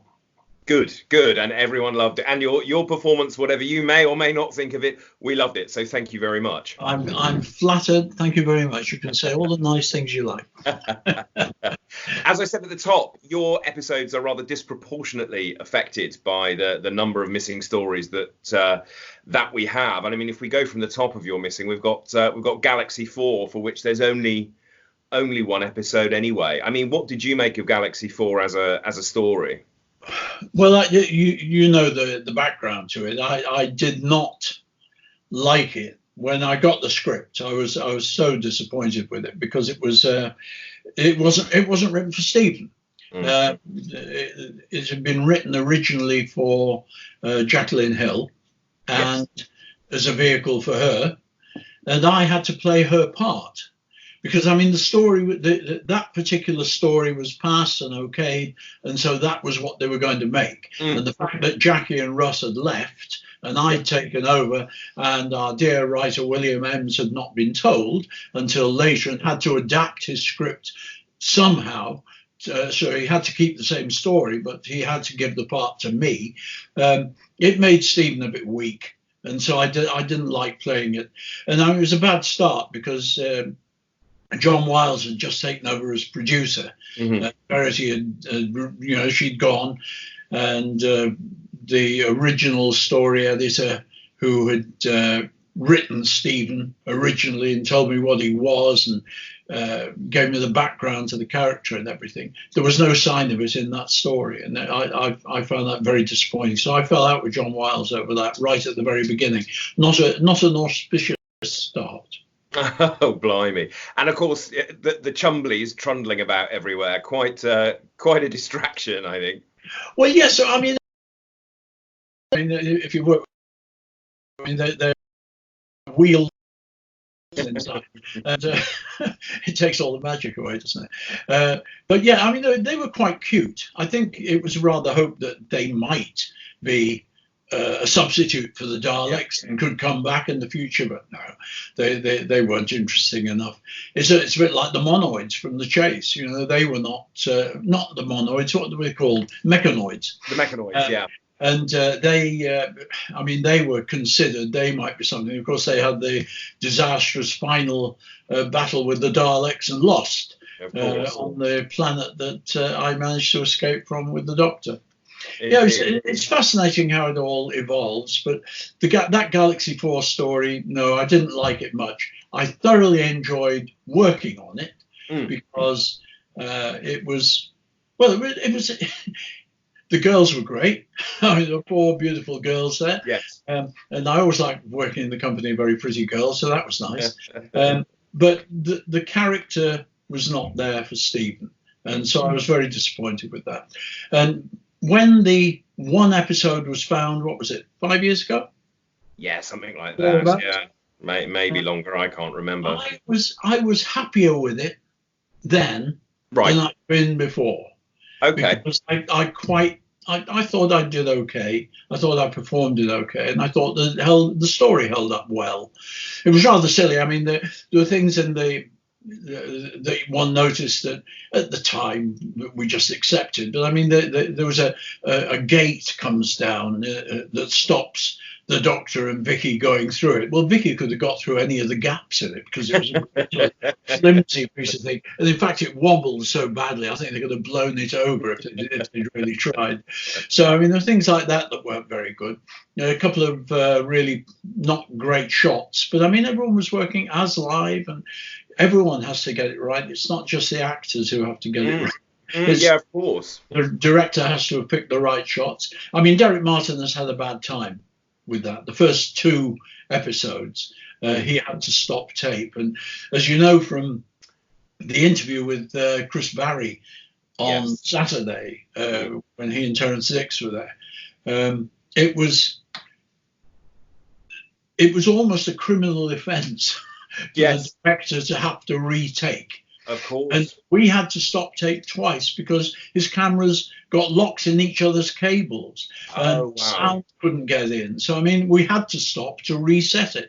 And he got everything in a total tangle. And that happened twice, first episode and second episode. So it was an expensive thing. And it was one of Derek's very first television forays into multi-camera television. And he had to learn very fast. Episodes 3 and 4 were okay, and episode 3, I think, is the one that was found. I mean, yes, episode 3 is one that was found. I mean, that's quite a baptism of fire, a mistake like that. I mean, the way you're describing it, Doctor Who, sounds, and I've heard it described as such before, like a weekly rep, and then you're doing almost a live performance. Well, it's absolutely that. I mean, it was less than a weekly rep because we only rehearsed from Monday to Thursday, and then we recorded on the Friday, and that was it. It was a tight schedule. But I mean, having been in weekly rep and spent 2 years there doing 96 plays, there was an awful lot of learning and throwing up. That was never a problem. Learning the script was not a problem. Getting it right really wasn't a problem. Mm-hmm. And of course, you always expect, people always want to know about God, there must have been some hilarious mistakes. No. Yeah. We couldn't afford them. No. We had to get it right. And if there were mistakes, we had to keep going anyway. Mm-hmm. I mean, I can remember on numerous occasions during a number of the serials, whoever the companion was, certainly when it was Maureen, we would be standing around waiting for Bill to get back on the script before we got our cue and we could carry on. And there was no escape. What do you do? No, none at all. And Bill wasn't going to stop, even if he fluffed his way through it. He wasn't going to stop. So moving on to the next one that we have, and it's missing in its entirety, which is a shame. It's a shame that anything's missing at all. But the fact that something misses in its entirety, we've got the Mythmakers. Yeah. Again, quite a different story. Looking at an historical. Well, we say historical, but it's a myth, isn't it? It was a myth, so it's not really history, but it fits into the category. The nice thing about the whole setup when I was in Doctor Who was that we did these historical stories, and they weren't science fiction. There weren't any monsters. There wasn't any sci-fi element in them. They were historical dramas. Yeah. And so we just played them. The opportunity to play them, because the TARDIS could get there to a particular place and time, then we were in that historical situation. But we had great costumes, and we did a costume drama. So I mean, it was proper drama. It wasn't really Doctor Who, if you like. I mean, the characters were there, but you know what I mean. There's a difference. The science fiction was totally irrelevant to it. But the story could not have taken place without the sci-fi element. Of course. But in that case, it's a means to an end, isn't it? You arrive, and then that's it. You're playing out historical story. Those stories were just great to play. I mean, as soon as you saw the costumes, you went, "Oh wow!" And as soon as you put it on, I mean, an actor transforms himself when he gets into the costume. It makes a difference. And then you can start playing the part. So it was wonderful. And the Mythmakers was like that. I mean, they were fabulous costumes, really good. Barry Ingham and I, we filmed at one of the very few locations I managed to film on. Right. Because we didn't. I mean, it was a studio-based show. We did inserts, which we would film. And I think I filmed on 3 locations in the whole of 46 episodes. Frensham Ponds is where I fought Barry Ingham, had the sword fight, and several little sequences were filmed there. Egham Borough Council Sandpit is where we did the savages. I can't remember it. Oh yes, we did some location filming, and I can't think for the life of me why, in the Massacre.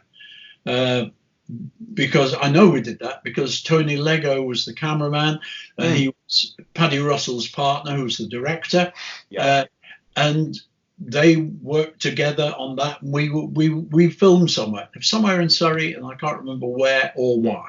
I can't remember the sequence even. So that's different. But those are the only times. Apart from that, we did a few inserts at Ealing. Yeah. Quite nice going down to Ealing Studios to do bits, but they were very little bits. You know, in the Dalek Master Plan, another one that's mainly missing, we bounced around on trampolines for a nice slow motion sequence of floating in space and that sort of thing. But I mean, that's it. Oh, and the Ark.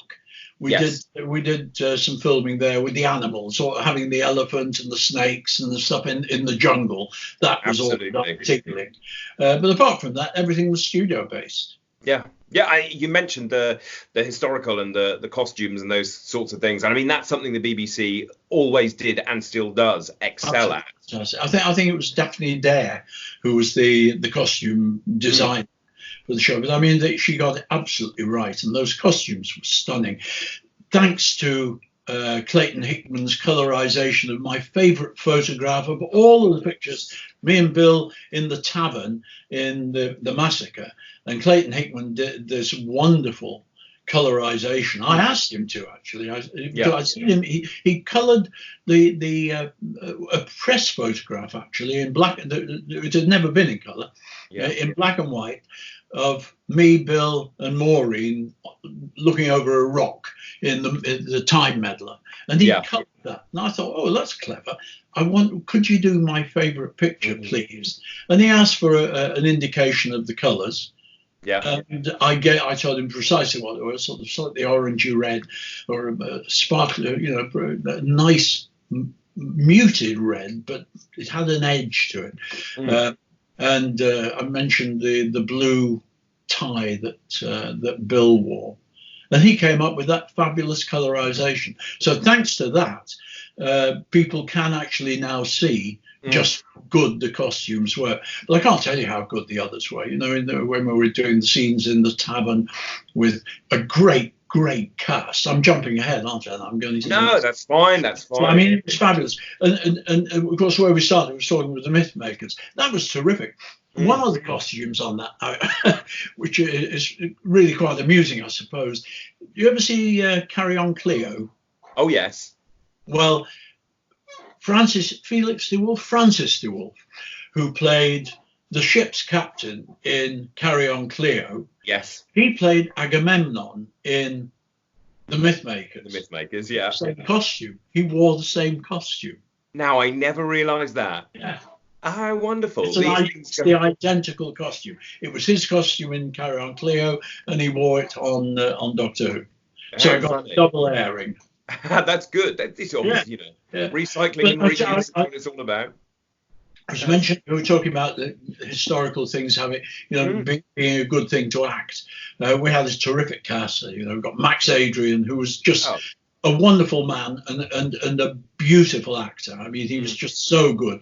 And he played King Priam. We had Barry Ingham, who played Paris. We had Ivor Salter, who played Menelaus, most menacing face. I mean, absolutely superb. I knew him quite well because I played cricket with him. There was a team called the Television Travellers, and I played them. He was there, so I played with him a few times. And of course, Francis Sir Wolfe, who was just, he was great fun. He didn't get on with Bill, didn't like Bill. Oh, really? No. Bill was struggling with the script. He couldn't say Agamemnon properly. He always mumbled it. He said, no, listen to me, King Agamemnon. And it would waffle his way out of it. And he was being particularly bolshy. He didn't like the director. Right. He was Michael Leeson Smith, who I thought was lovely man. But he was odd. He would turn up to rehearsals, the week's rehearsal each time, and he'd be wearing jodhpurs and riding boots, and he'd have a cowboy hat. And he was a bit like von Stroheim, you know. That's quite something. That's it. But it was because as soon as we finished rehearsing, he went to Richmond Park to play polo. That was what he did. His hobby and all his money went on 2 polo ponies. And that's where he used to go off and he used to play polo. And so he would turn up at rehearsal in the kit ready to go and play. Yeah, that's quite an expensive hobby. So I think he had about 2 families as well to look after. So that was always a bit. 2 ponies. He was a nice guy, and I think he did a very good job on it. Most people will never know because we'll never see it. But if you listen to the audio, it's a pretty good piece. Absolutely. I mean, it is. It's kind of full of life and pace. And you said there that we'll never see it. Is that your feeling on the missing episodes now? I don't think we'll see it anymore. I remember Philip Morris said, he hinted some years ago to me that there was some good news in the pipeline. Right. It might have been the episode of Galaxy 4, but I don't think it was. I believe they had found some cans which should have been either the Mythmakers or the Massacre, and I'm not sure which. But I believe that it was not restorable. It wasn't. They couldn't do anything with it. One of my dogs in the background there. He's feeling penned in. I've stuck myself here in my office, and he's a bit fed up. So if you hear occasional barks and grizzles in the background, it's entirely understandable. Entirely understandable. I've got 2 cats running around somewhere, feeling much the same. But then we're all locked in. I mean, how are you doing? Is everything all right with you? I should have asked. We're in lockdown, but we're in a very quiet part of the country, and it's not much different from normal, except I don't go out. Yeah. It's. I don't go to the shops. We've got some very nice neighbours who do some shopping for us. And actually, I do go out. I went to the butcher's today, but that's about a 6-7 mile drive. And I went out there, and they've got a click and collect. You just send an order in, and it's there for you outside, and pop it in the back of the car and come. You don't meet anybody. No, of course. So I'm sort of isolating myself, playing safe. We're all having to adapt. All in the same boat. All in the same boat. Yeah, there's no hence speaking to you this way rather than face to face. Yes. Yeah. Now let's move on to the colossal beast that was and is Dalek's master plan. I mean, what did you think when you were first presented with this 12 episode monster? I wasn't looking forward to it because I found the Daleks. I'd met them, of course, in when I played Morton Dill and in the last episode of the Chase. But I didn't really. Yeah, they were a nuisance in the studio. It was a bit boring. The magic's gone because you see they're working with the tops off, so you just see a guy sitting in a thing that they trundle around the place, and that's the rehearsal. the thought of 12 weeks was a bit, oh dear, but it varied. It went through quite a lot of different phases. There was a nice sci-fi bit at the beginning. We got Katerina there up until she was thrown out of the airlock. Yes. And then we got, it was a worrying time as well. I should say that from the start. We just lost Maureen. Maureen O'Brien had been unceremoniously dumped, really. Apparently, I believe John Wiles had heard on the grapevine that she wasn't happy with the part and all that. But she'd gone away for a summer holiday and she came back. We got the scripts of the Mythmakers and found that she discovered then that in episode 4, she was out the show. So she discovered that was the first she knew of it was when she read the script? Yeah. Oh, that's how it is. It often happened like that. I'll tell you, there's another that happened to me later. Oh. So she had 4 episodes notice of the fact that she was leaving the show. Wow. Because of the upheaval with me and John Wiles over the Galaxy 4 scripts, I didn't feel all that secure there either. And when we started the Dalek Master Plan, and we got Nick Courtney there for certainly the first 4 episodes, and we didn't have the whole scripts. We didn't have 12 scripts. I think we had 2, then 2, then I mean, that's the way it went. I was very relieved when along comes Jean Marsh as Sarah Kingdom and kills Brett Vire, Nick Courtney, because I thought Nick was there to replace me. Yeah. So I mean, it was that kind of time. It was that uncertain, was it? Well, it was, and you can see why, because Katerina was expected to be the girl. Yeah. She went out through the airlock. Sarah Kingdom's there. She was expected to be the girl. Well, and we knew she couldn't be because she had another job to go to. So in the final episode, she had to depart. Yeah. And in fact, they made certain she couldn't come back because they turned her into dust. Indeed, indeed. But I mean, it was very interesting in that there were nice things in the master plan. I mean, some good acting to do. I enjoyed that. Kevin Stoney, I thought, was fantastic. And of course, we had the absolute bonus that we got Peter Butterworth back to play the meddling monk again. Absolutely. Get in the way for 2 episodes when we were in ancient Egypt. I mean, it was a real mishmash. And don't forget the Christmas episode. Yeah. I mean, the Feast of Stephen, there was a piece of nonsense. We went to Hollywood. We had the Keystone Cops. We had bun fights, custard pie fights. Crazy.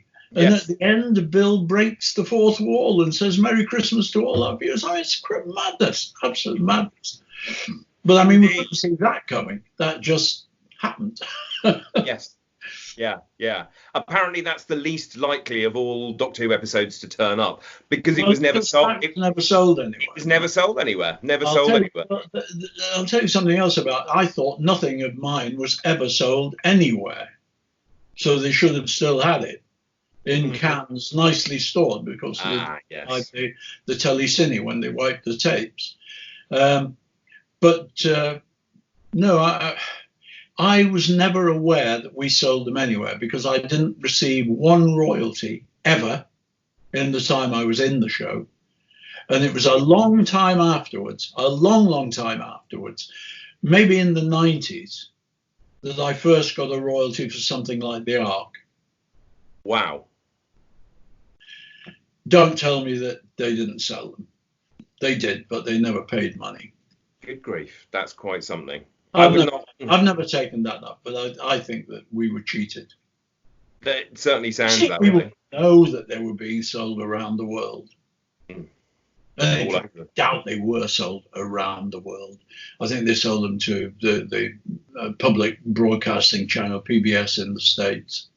We wouldn't get much money for that, if anything, but I didn't get anything, not 1 penny. Not ever. Well, certainly Arabic. I know that there's a great book that covers it, but certainly some Arabic countries, because there's a rather interesting excerpt of an episode. I, off the top of my head, can't remember which, but it's Bill Hartnell talking away, dubbed over in Arabic. So really? it certainly went to quite a few places, which is of course where some of these returns come from. I mean, do you remember when the Day of Armageddon episode turned up again? I mean, I guess by that point you had given up hope of seeing any of it ever again.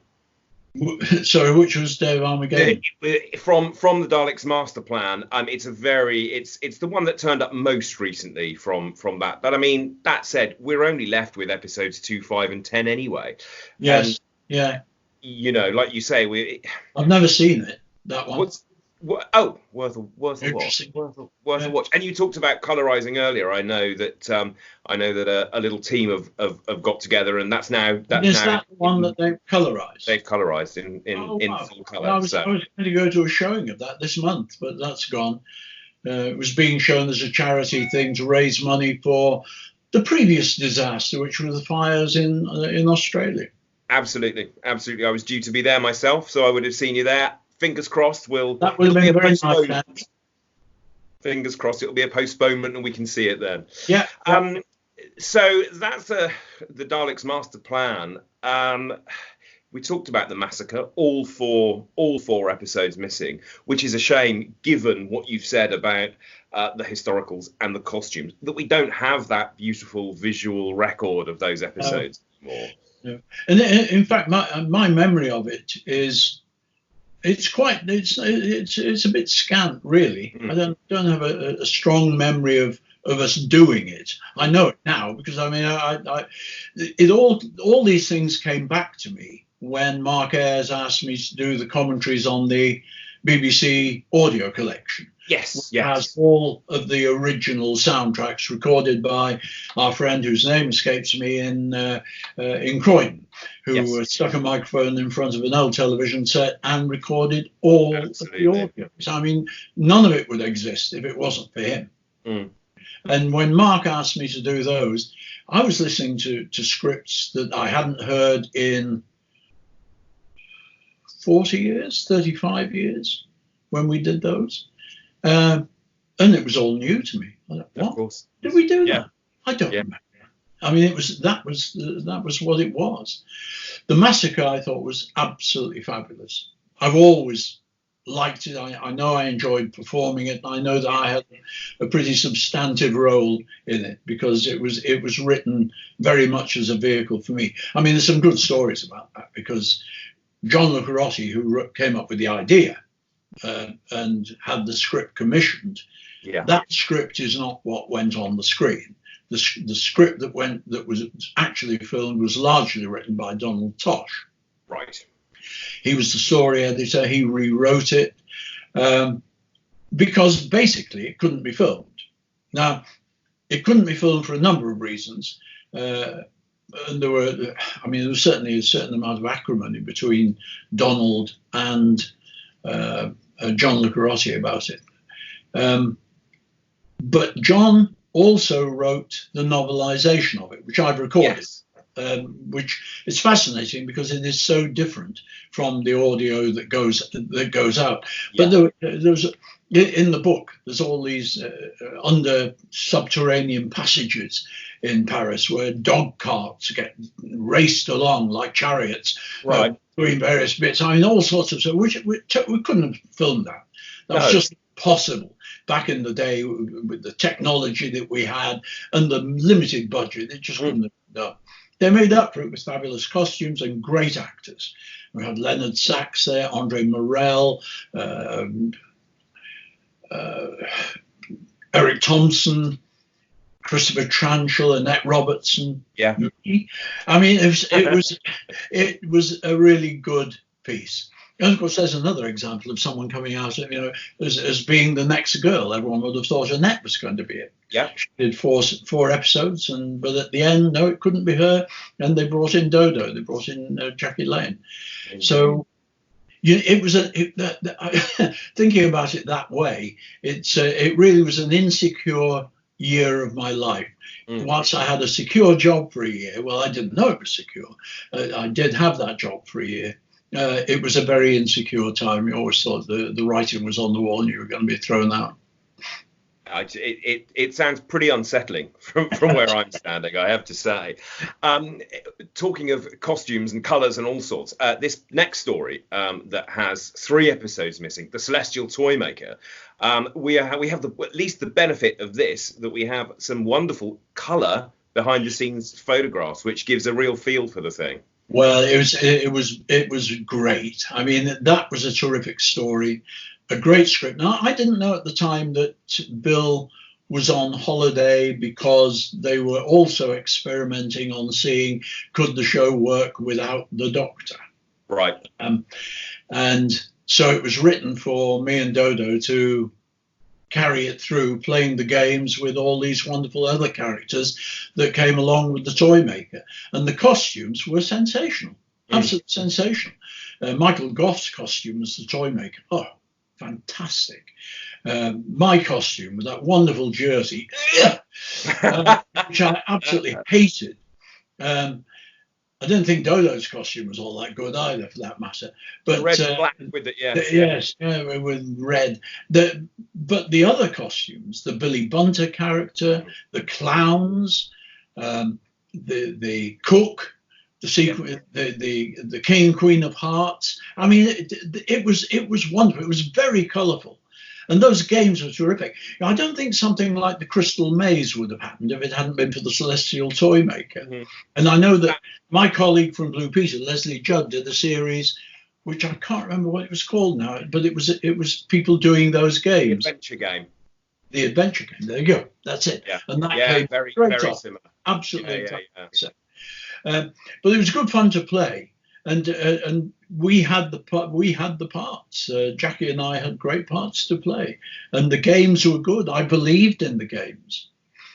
And Bill, well, I mean, he filmed at Ealing to get him to disappear in the hand, and then all that stuff. The disembodied hand was all that was there of Bill, and apart from the beginning and the end, really. So it was a wonderful piece. It was a very cleverly thought out piece, and I think it worked extremely well. I think it did. I think you're right about this. Is the adventure game, by the way. It is available on DVD. So there we are. That's why I knew it quite well. I have it. I have this. Yeah. So it's all on there. And of course, Leslie did a whole series of that. So. But you're quite right, and a beautiful visual thing. Did you think it could have worked without Bill, the program? It never occurred to me. No. The funny thing is, I wasn't really aware that there was anything different. It's all right. It's just another story, and in this, I've got a bit more to do. That's all. It was the same with the massacre. Yeah. Because Bill, although he played two parts in that, he wasn't on screen a great deal during it. And Stephen really led the piece. Well, I didn't have to lead it because there were some really superb actors around me, and it's a great story. So there was nothing to carry; it was just there. It was all laid out. Talking of superb actors, of course, just going back to the Celestial Toy Maker, you had Michael Goff, and you've got Carmen Silvera, of course. Yes, yeah, Peter Lawrence. Oh dear. Can't remember. Mustachioed, lovely man. Forgotten his name. This is where you need Toby Hadoke and not me. Toby would know absolutely everything. There are a lot of people who do.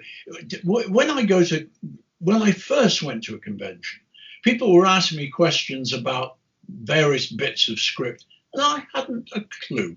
I don't know what they were talking about. Did I do that? I had no idea. I mean, now I've heard them all and listened to the audios, which I don't do on a regular basis. I think I don't think I've listened to The Savages since I did the audio. Right. Yeah. I mean, why would you? Unless I can't imagine a night a Saturday evening at the Purves household where we're sitting down and listening to The Savages. No, it's not going to happen. It doesn't happen. So no, I'm. That was then. Yeah. But I am pleased that it's remembered nicely. I'm pleased that people liked it, and they liked the fact that at least the missing stories exist in some form. But it's very strange, really. I mean, being an actor and looking back at things that you've done, that's nostalgia, and I don't really do nostalgia. Mm-hmm. That's fair. then maybe we won't be getting nostalgic about the Savages. But there's actually very little to get nostalgic about. All 4 episodes are missing again. So this is your swan song. You mentioned earlier that you didn't know it was going to be your swan song until you got the script. Is that right? That's right. Innes Lloyd had taken over as producer. He'd been introduced to us as the new producer during the last episode of The Gunfighters. Do I mean The Gunfighters? Yes, I think the Savages. I think so. Gunfighters. Yeah. And Innes came along, and we got the scripts for the Savages.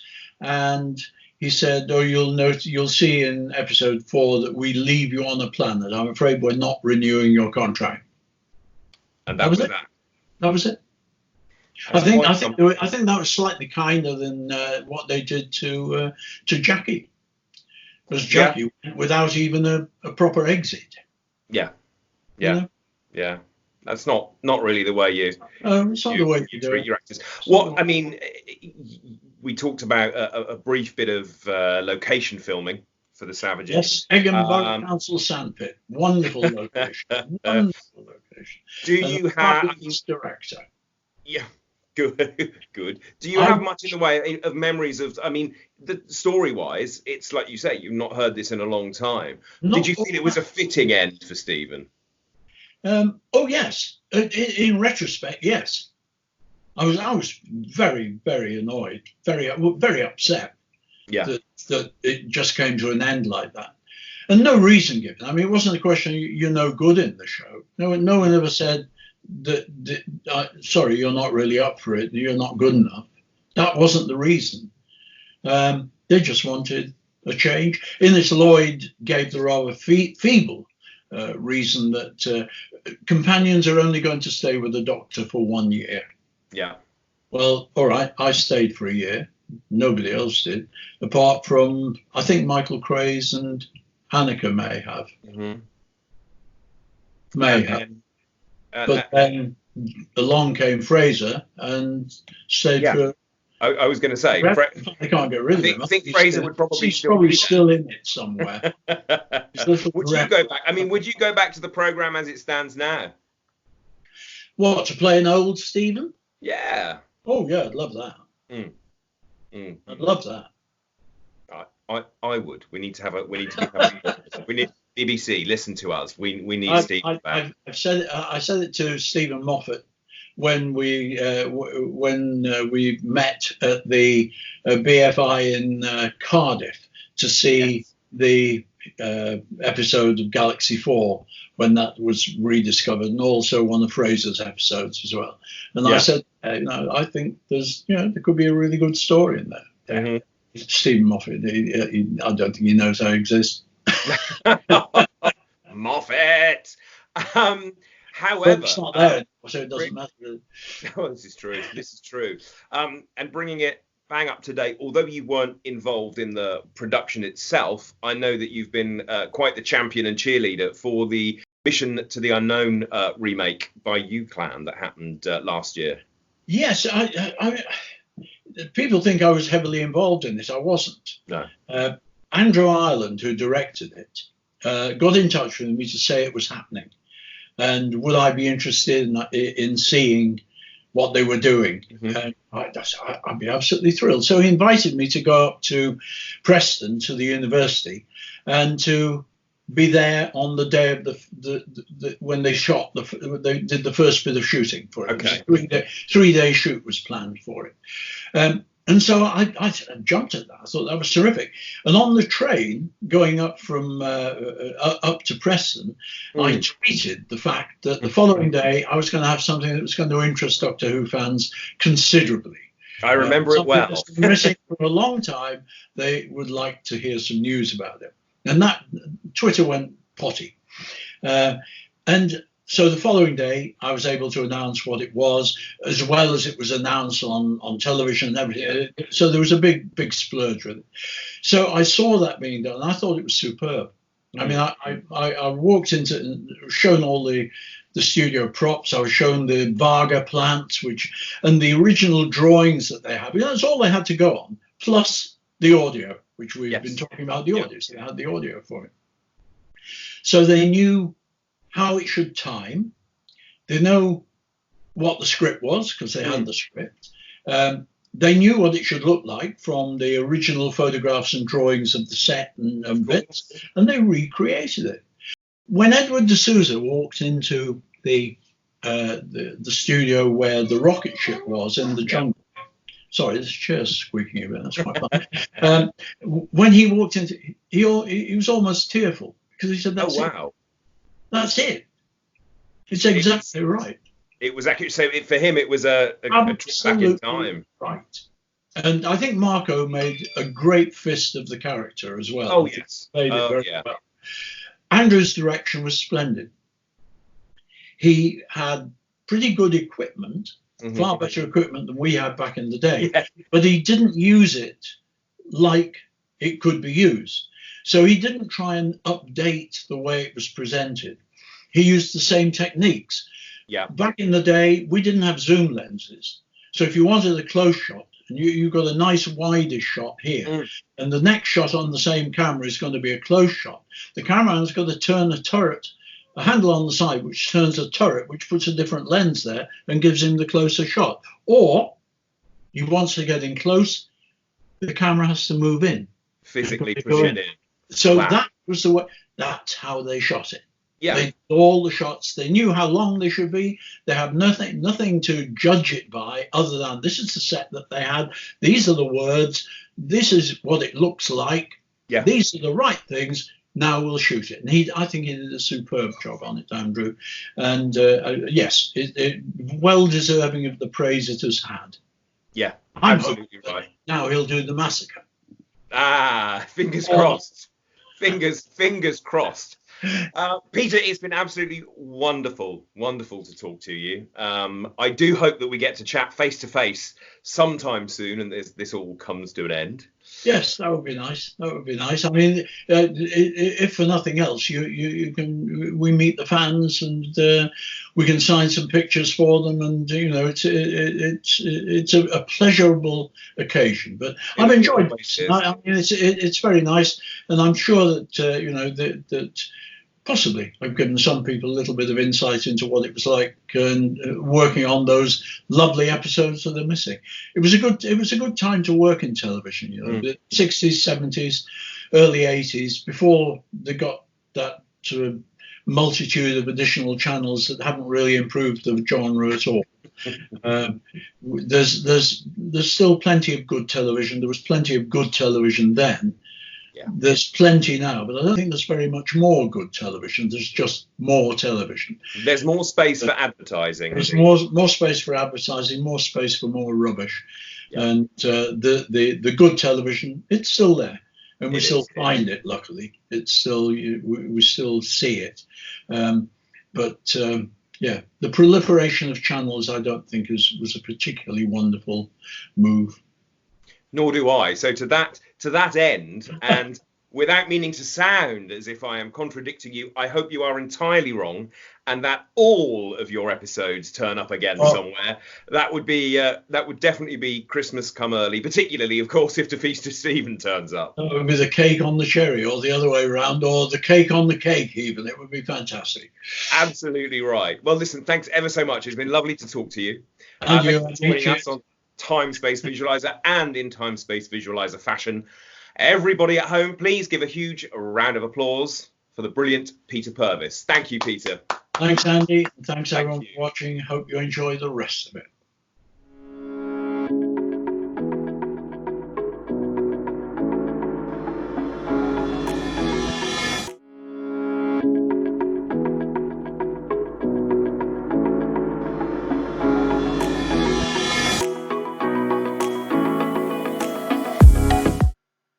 Well, guys, that's the end of our broadcast today. A few eagle-eyed viewers will notice there are a couple of interviews that we didn't have time to broadcast. These are going to go on our YouTube channel later on today. Didn't have time, space. Right. We are going to come back next week. I don't know when I'll do just the intro and the outro again. Next week is going to be Cyberman themed. And what? Did I get a woo? Oh, woo? Woo! Woo! And we're going to have a live tweet along to Silver Nemesis with none other than TV Sophie Aldred. She has seen it before. A few years ago. She's in it. So join us again next week at 2 o'clock, and the live tweet along will be at 4 o'clock. 6 o'clock. It's been a long day. It's been a long week. So don't forget now, we're going to go and prepare to watch this, The Enemy of the World. I'm going to probably just read the hardback version of it. Probably not. Don't forget to subscribe to the channel. Look, look, look, and go along the bottom there. Professional. Stay safe, stay well, and we shall see you soon. Bye-bye.